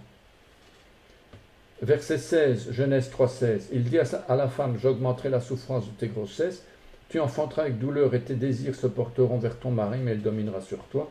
Alors, en ce qui concerne la femme, tant qu'elle n'est pas sous la domination, sous le pouvoir de son mari, elle l'est sous le pouvoir de son père. Alors, vous allez me dire, oui, mais on n'est jamais libre. Non, jamais libre. C'est pas juste. Adressez-vous à Dieu. Il s'agit surtout d'une question de protection par rapport aux anges. D'une manière générale, toutes ces hiérarchies ont comme origine le péché de désobéissance à la parole de Dieu. Alors, quand je dis adressez-vous à Dieu, adressez-vous plutôt aux conséquences de votre péché. Il faut quand même bien mettre les choses. Alors, ce qui nous parle ici, c'est dans Nombre 30, verset 4, la femme sous l'autorité de son père ou de son mari. Alors, regardez bien combien ça nous parle aujourd'hui, pas au niveau terrestre, mais au niveau spirituel. Dans les versets suivants, le vœu fait par une femme lie cette femme de la même façon qu'un prisonnier. On réalise ici l'état de l'homme depuis sa création. L'homme se croit libre, mais en réalité, dès sa naissance, il est sous l'autorité de quelqu'un, d'abord du père, puis du mari. Depuis le jardin d'Éden, la création tout entière souffre sous la puissance du péché. L'homme est donc sous l'autorité du péché, ou encore sous l'autorité du diable. Et ici, le père, c'est précisément le diable. Alors, lisons ici verset 4. Ve'isha, ki tidor neder la Adonai. Lorsqu'une femme dans sa jeunesse est à la maison de son père, ve'osra issa bebait avia, fera un vœu à l'Éternel et se liera par un engagement. Binureya, ve'shama avia. Donc, vous avez vu, il faut 4-5 mots, 6 mots en français et en hébreu. Binureya, voilà. Alors, Veshama Avia et Nidra, et que son père aura connaissance du vœu qu'elle a fait. Ve'esara Asher Asra al Nafsha, et de l'engagement par lequel elle s'est liée, ou elle a lié son âme, on va dire, puisque al Nafsha c'est son âme. Ve'hecherish La Avia Vekamu. Si son père garde le silence envers elle, Kol Nedareya avec Kol Issar Asher, donc, et si son père garde le silence envers elle, tout vœu qu'elle aura fait sera valable. Avec Kol Issar Asher, Asra al Nafsha Yakum, et tout engagement par lequel elle sera liée sera valable. Voilà, donc on a vu en français, en hébreu, se lier par un vœu, donc c'est Assar, en hébreu Assar. Je vais enlever mon visage, c'est bien compliqué. Voilà. Se lier par un vœu, Assar, équivaut à s'enchaîner, s'atteler à un attelage, comme des animaux qui sont entraînés et qui ne peuvent faire qu'une chose, avancer. Si vous êtes enchaîné à un mur, vous êtes prisonnier, je suis d'accord, vous êtes prisonnier. Mais si vous êtes enchaîné à un attelage et que l'attelage il avance, vous savez rien faire, vous êtes obligé d'avancer, sinon vous vous faites écraser. Donc, les animaux qui sont enchaînés à un attelage, ils ne savent faire qu'une chose, c'est d'avancer, parce que l'attelage, il avance. Ils ne peuvent rien faire d'autre, s'enfermer comme un prisonnier attaché en prison. Ce lien, donc Assar, équivaut aussi à s'engager dans un combat comme captif, lié par l'obligation d'un serment. Donc vous avez lié votre parole, eh bien vous êtes en prison. Le mode kal qui est donné ici, donc c'est le mode grammatical, conjugaison, équivaut ce lien à se mettre des chaînes. Se lier par des vœux équivaut à être entraîné inexorablement vers un but que l'on n'a pas choisi. Se lier par un engagement se dit en hébreu à la forme pléonasmique. Bon, pléonasme, vous savez, c'est un pléonasme. C'est comme en hébreu on dit s'engager par un engagement. Ou bien je me lie par un lien. Ben, c'est ça l'hébreu. C'est une façon d'exprimer les choses de manière très forte, on va dire. Le mot essar ou issar vient du précédent engagement, serment, lien, obligation. C'est aussi un mot en hébreu, en araméen, qui veut dire prohibition, interdiction, inhibition. Autrement dit, le serment a une valeur équivalente à un décret de restriction aussi important que, si vous vous souvenez, le roi Darius, ou même Assuérus du temps d'Esther, eh bien, c'est un roi qui établissait des décrets, et quand il établissait un décret, lui-même ne pouvait même plus le changer, pas même sa propre volonté. C'était donc la preuve d'une garantie d'autorité du roi. Eh bien, regardez bien, dans le temps de la jeunesse, donc ici on parle de, je relis le texte au départ, lorsqu'une femme dans sa jeunesse et à la maison de son père fera un vœu à l'Éternel et se liera par un engagement et que son père aura connaissance. Voilà, le problème c'est là. Le père a connaissance, est-ce qu'il va réagir ou pas? Dans le temps de la jeunesse, se dit Naour. Naour, il s'agit d'un participe, ça vient de Nahar, jeunes gens, jeunes garçons, enfants mâles. Donc, dans le temps de la jeunesse, donc c'est les jeunes. Donc, on ne parle pas spécialement d'une fille ou d'une femme, on parle des jeunes gens, c'est-à-dire de la jeunesse spirituelle. On va retrouver donc ici 3 étapes, 3 époques, 3 temps. Le temps de la jeunesse n'a pas d'influence sur le genre, puisqu'il concerne tout le monde, garçon et fille. Ce n'est qu'en face du fiancé que le genre va avoir de l'importance. Le temps de la jeunesse, que vous soyez garçon, fille, épouse, pas épouse, on ne parle pas de l'épouse quand on est né de nouveau, on ne parle pas de ça. L'épouse, c'est vers la fin de la vie spirituelle, lorsqu'on va se marier. Ici, on ne parle pas d'épouse, on parle de la jeunesse. Eh bien, c'est le temps de la nouvelle naissance, de la repentance, du pardon des péchés, du salut. C'est le temps du changement d'appartenance à un père. Le diable perd son autorité, il n'est plus le père, et c'est Dieu qui devient votre père. On va voir tout de suite dans les évangiles, lorsque Yeshua dit « Vous avez pour père le diable ». Eh bien, on parle de ça. Donc, premier temps, la nouvelle naissance. Deuxième temps, deuxième époque ou deuxième étape, le temps de la vie chrétienne vient après et c'est la future épouse qui va se préparer à rencontrer son fiancé. C'est le temps qui va durer toute la vie. Donc vous êtes aujourd'hui, toute la vie chrétienne durant, vous êtes dans ce temps-là. À moins que vous venez de naître de nouveau, à moins que vous venez de vous repentir. Ok, d'accord, mais admettons que vous avez déjà accepté le Seigneur depuis 5 ans, 6 ans, 10 ans, 20 ans, 50 ans. Eh bien, vous êtes dans la période 2, le temps de la vie chrétienne qui vient après, et où la future épouse, donc nous sommes cette future épouse, nous allons nous préparer à aller à la rencontre du fiancé. Et ce temps-là, il va durer toute la vie sur cette terre. Mais nous devons nous préparer. Troisième temps, troisième époque, troisième étape, ce n'est qu'après cette vie terrestre de préparation que la fiancée sera enlevée vers son époux. Ce sera alors le temps du mariage. Alors, le mot suivant, si son père garde le silence. Si son père reste muet, c'est qu'il est comme la Bible dit, voilà, il est muet comme un laboureur qui travaille en attendant que les choses se fassent. C'est dans l'hébreu. On voit bien, regardez en bas, charash. Charash, c'est donc ne rien dire, garder le silence, laboureur, labourer tranquillement, se taire, etc. Vous voyez bien, je n'invente rien. Et on parle même d'insensibilité, etc. Eh bien, donc le père reste muet, il est comme un laboureur qui travaille en attendant que les choses se fassent, il est en train de méditer, de projeter. Ce père n'intervient pas. Pourquoi? Afin que la croissance de son enfant se fasse le mieux possible. Il peut aussi démontrer son insensibilité et sa surdité. Le silence et la tranquillité dans la Bible sont indispensables pour faire pousser ce qui a été planté. C'est important, la tranquillité. C'est dans la tranquillité et le repos que sera votre salut. Voilà. Eh bien, donc, deux sens ici dans ce mot charash. Couper, labourer, graver, combiner, ou comploter le mal aussi. Ça peut aller dans les deux sens. Être silencieux, muet, parole, être sourd, garder la sensibilité. Ce père, si sourd soit-il, donc admettons qu'il est sourd, n'en est pas moins un artisan, charash, un artisan. Comment est-ce qu'on dit un artisan? On dit cheresh.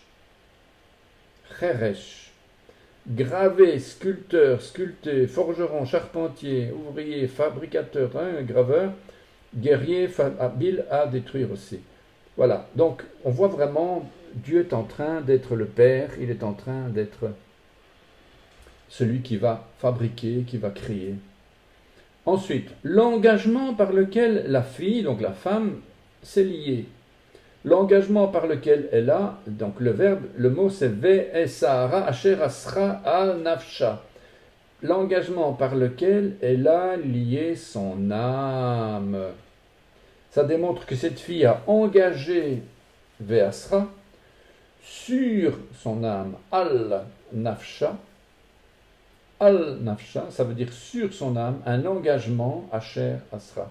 L'engagement implique non seulement une décision intellectuelle ou une parole, mais cet engagement lie l'âme de la personne. Et je vous signale, si vous avez écouté la paracha précédente et les paroles précédentes, les parachas précédentes, lorsque vous avez un al, je vous le surligne ici en vert, en haut, sur la première ligne, al nafsha, al, c'est la préposition sur son âme.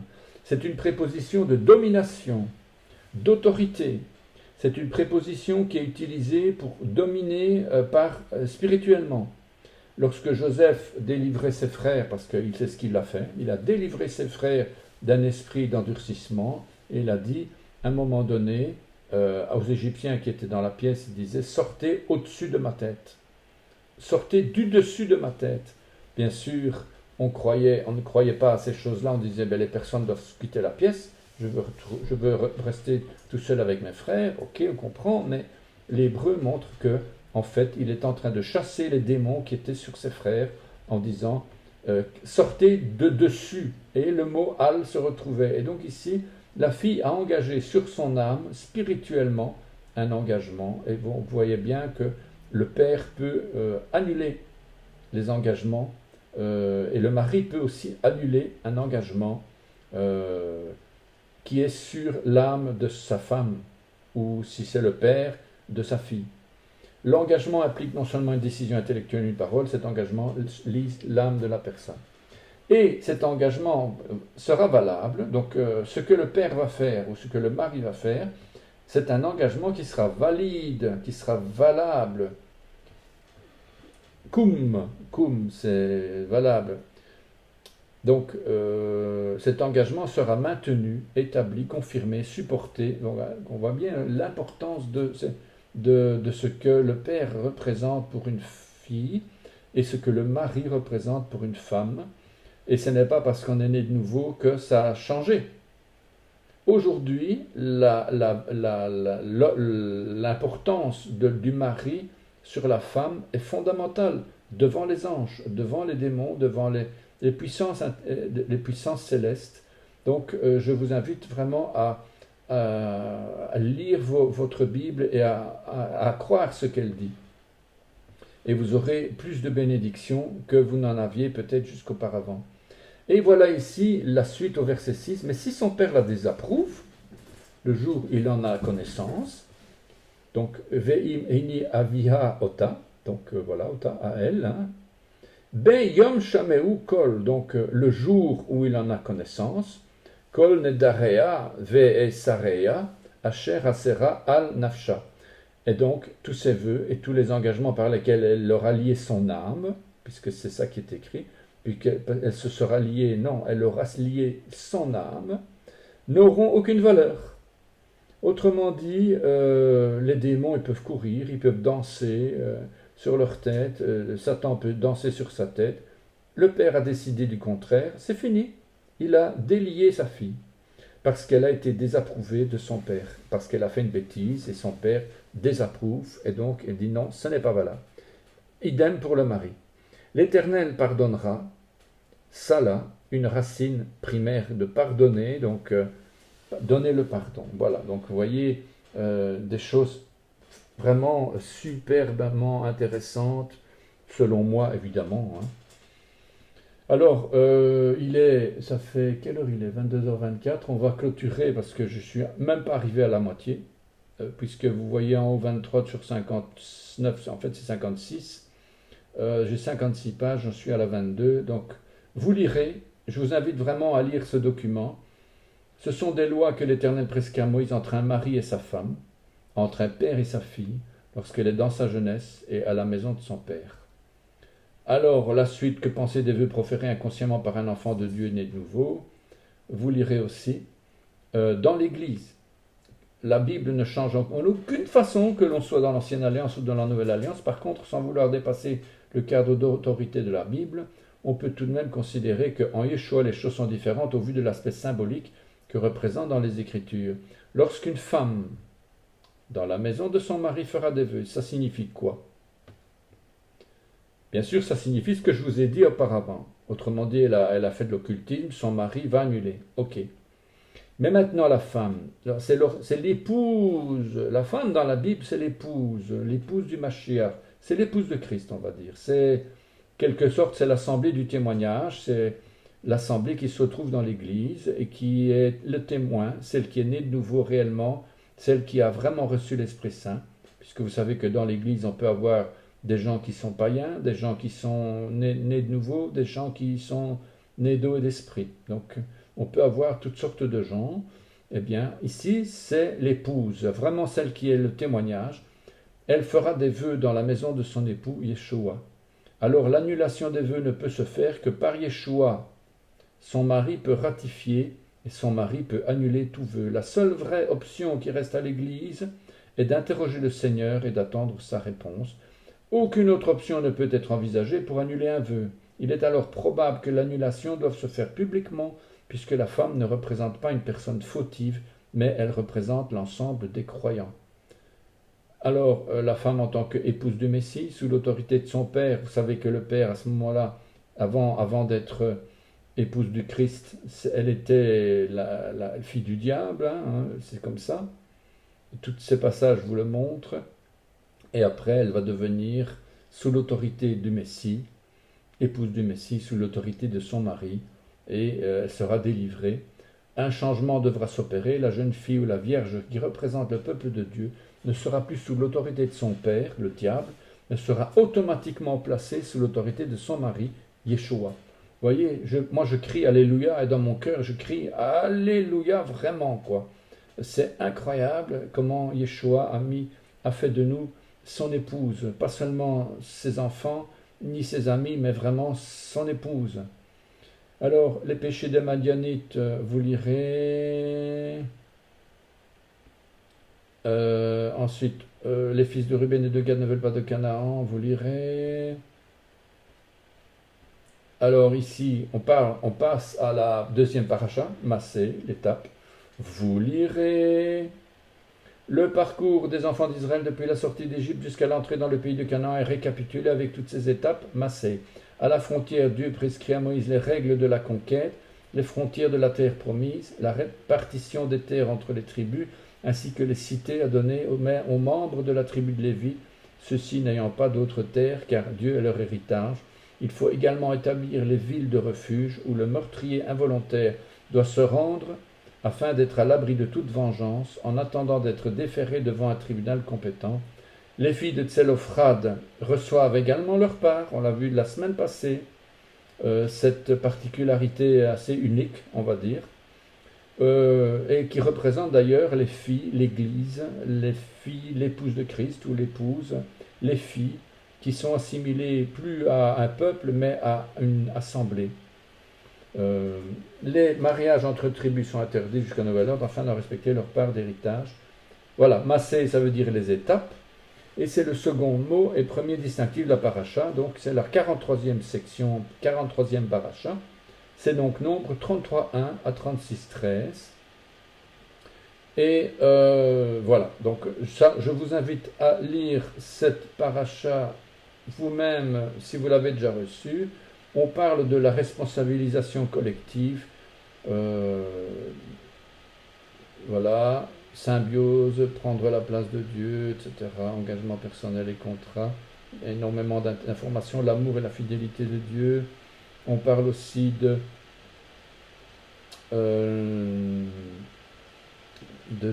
voilà, je ne vais pas rentrer de nouveau là-dedans parce que c'est très long.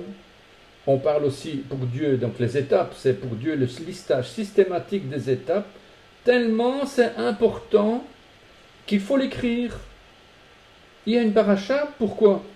Pourquoi on parle de paracha sur les étapes? Ben parce que Dieu veut systématiquement décrire chaque lieu où le peuple va passer. Voici les stations des enfants d'Israël qui sortiront du pays d'Égypte sur leur corps d'armée sous la conduite de Moïse et d'Aaron. Moïse décrit leur marche de station en station après l'ordre de l'Éternel, et voici leur station. Et c'est parti. Voici les stations des enfants d'Israël qui sortirent, et on part. Et ils expliquent. Ce n'était pas courant à cette époque d'écrire, et la dernière fois où Dieu va faire écrire quelque chose par Moïse, après l'étape de la loi au mont du Sinaï, c'était les noms des tribus sur leurs verges à chacun. La dernière fois où Dieu fit écrire les choses, c'est en Exode 34, 28, où Moïse fut là avec l'Éternel 40 jours et 40 nuits, il ne mangea point de pain et il ne put point d'eau, et l'Éternel écrivit sur les tables les paroles de l'Alliance, les 10 paroles, kata. Voilà, et c'est parti pour expliquer les stations, l'explication du mot des stations, la marche du Messie d'étape en étape. Donc évidemment, vous avez compris que ces étapes, pourquoi est-ce que Dieu insiste tellement? Ben, c'est parce que c'est justement la marche du Messie dans notre vie. Les étapes de la vie selon la marche. On parle du germe. Les 42 étapes, on parle de la marche vers la terre promise, c'est-à-dire vers le salut, la vie éternelle. Le départ, c'est la marche qui ne se fait pas sans quelques arrêts. Le départ d'un point que l'on abandonne pour aller plus loin, c'est-à-dire de partir, de rompre le camp, etc. C'est les jalons, les choses à abandonner, les nouvelles à découvrir, les périodes de Shabbat, etc. Le placement et l'enlèvement de pieux qui servent à l'installation du Mishkan dans tous ces déplacements, Golgotha, toujours avec nous. Voyager, nous sommes des pèlerins. Tailler des pierres, on taille des pierres vivantes comme un tailleur de pierre ou comme un potier. Dieu forme ses créatures pour transformer le cœur de pierre en cœur de chair. On taille aussi des pierres pour les lancer sur l'ennemi. Lancer des projectiles, nous sommes des combattants et non des touristes. Sortir, nous ne sommes plus du monde, nous devons abandonner les choses, sortir du monde. Faire souffler, nous sommes des nouvelles créatures, le souffle de Dieu habite en nous, donc nous devons faire souffler le vent de l'esprit. Voilà donc, et les 42 fois, ils partirent de, Vaïssou, mais Ramsès, donc Vaïssou, et ils partirent de. Voilà, et toutes ces explications, tous ces textes sont là. 42 étapes. Et vous avez ici un tableau, 42 étapes, où vous verrez chaque fois Ramsès, Sukkot, Etam, la signification et là, dans l'année depuis la création, à quel moment. Voilà. Alors, pourquoi les 42 étapes? Avec une explication de Eli Munk dans la Voix de la Torah. La conquête du pays de Canaan révèle de quel peuple il s'agit. Vous verrez aussi des choses intéressantes. Je reparle de nouveau ici de Am Israël, Kal Israël et Da Israël que vous connaissez. On en a déjà parlé. Rétrogradation, c'est-à-dire la perte des promesses. Si la Kaal refuse le don divin, si elle est rétrograde, elle perd non seulement le bénéfice du témoignage divin, elle ne va plus croire que c'est bien le Dieu d'Israël qui l'a délivré, mais avec ça, elle va en perdre en plus la propriété. Elle n'a plus aucun droit sur l'acte de propriété de l'héritage, c'est-à-dire les dons. Alors le peuple Kéhila redevient un peuple Am.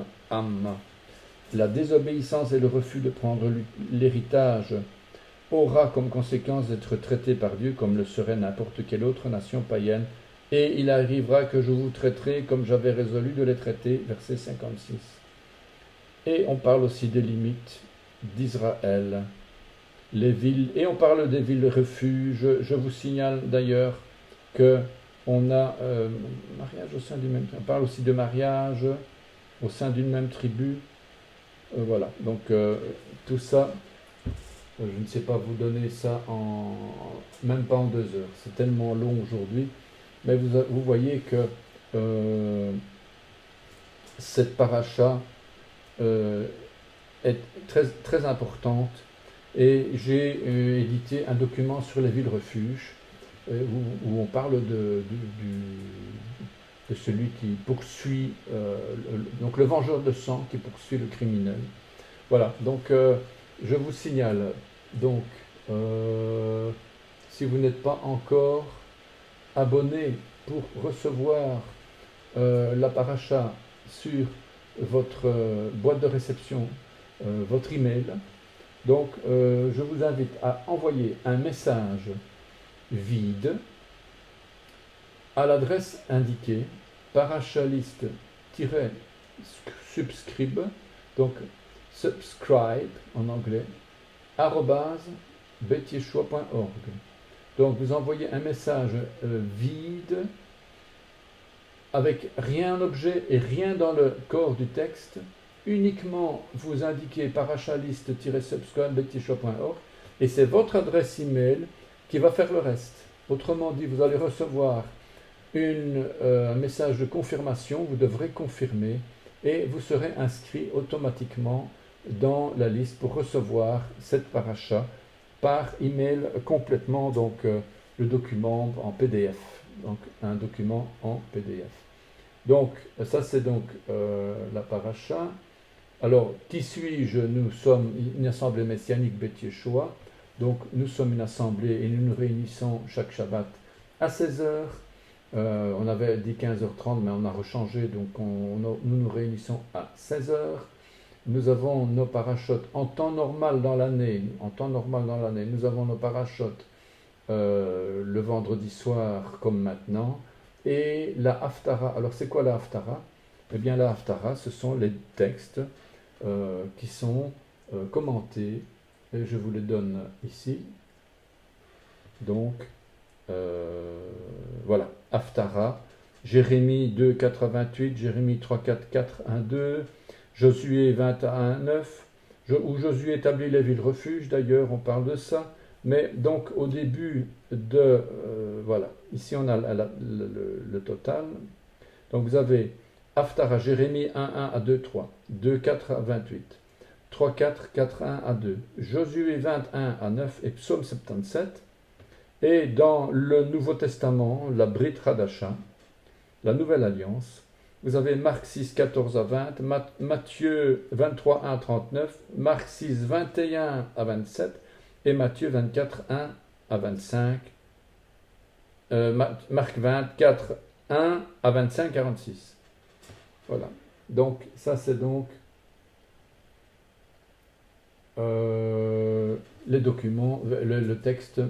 Et la Haftara, elle est donnée justement en plus, puisque nous faisons une étude complète de la Bible en un an. Et donc ici, moi je m'occupe uniquement de la Torah, et Bernard Meurant donc s'occupe de la Haftara. Et peut-être demain, non, demain il n'y a rien. Demain on n'a rien prévu, parce qu'il y a quand même du mouvement à l'Assemblée.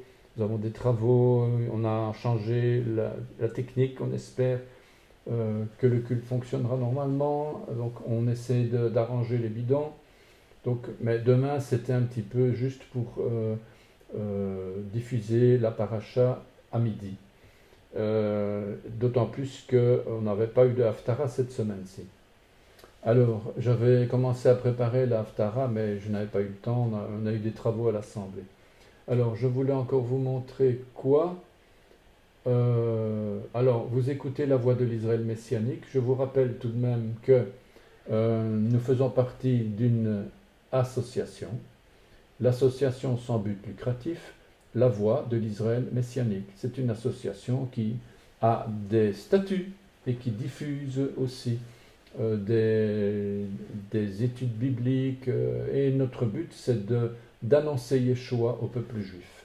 Je vous le rappelle tout de même, c'est quand même notre rôle premier, juifs et gentils ensemble, bien sûr, mais notre premier appel, c'est d'annoncer Yeshua aux enfants d'Israël.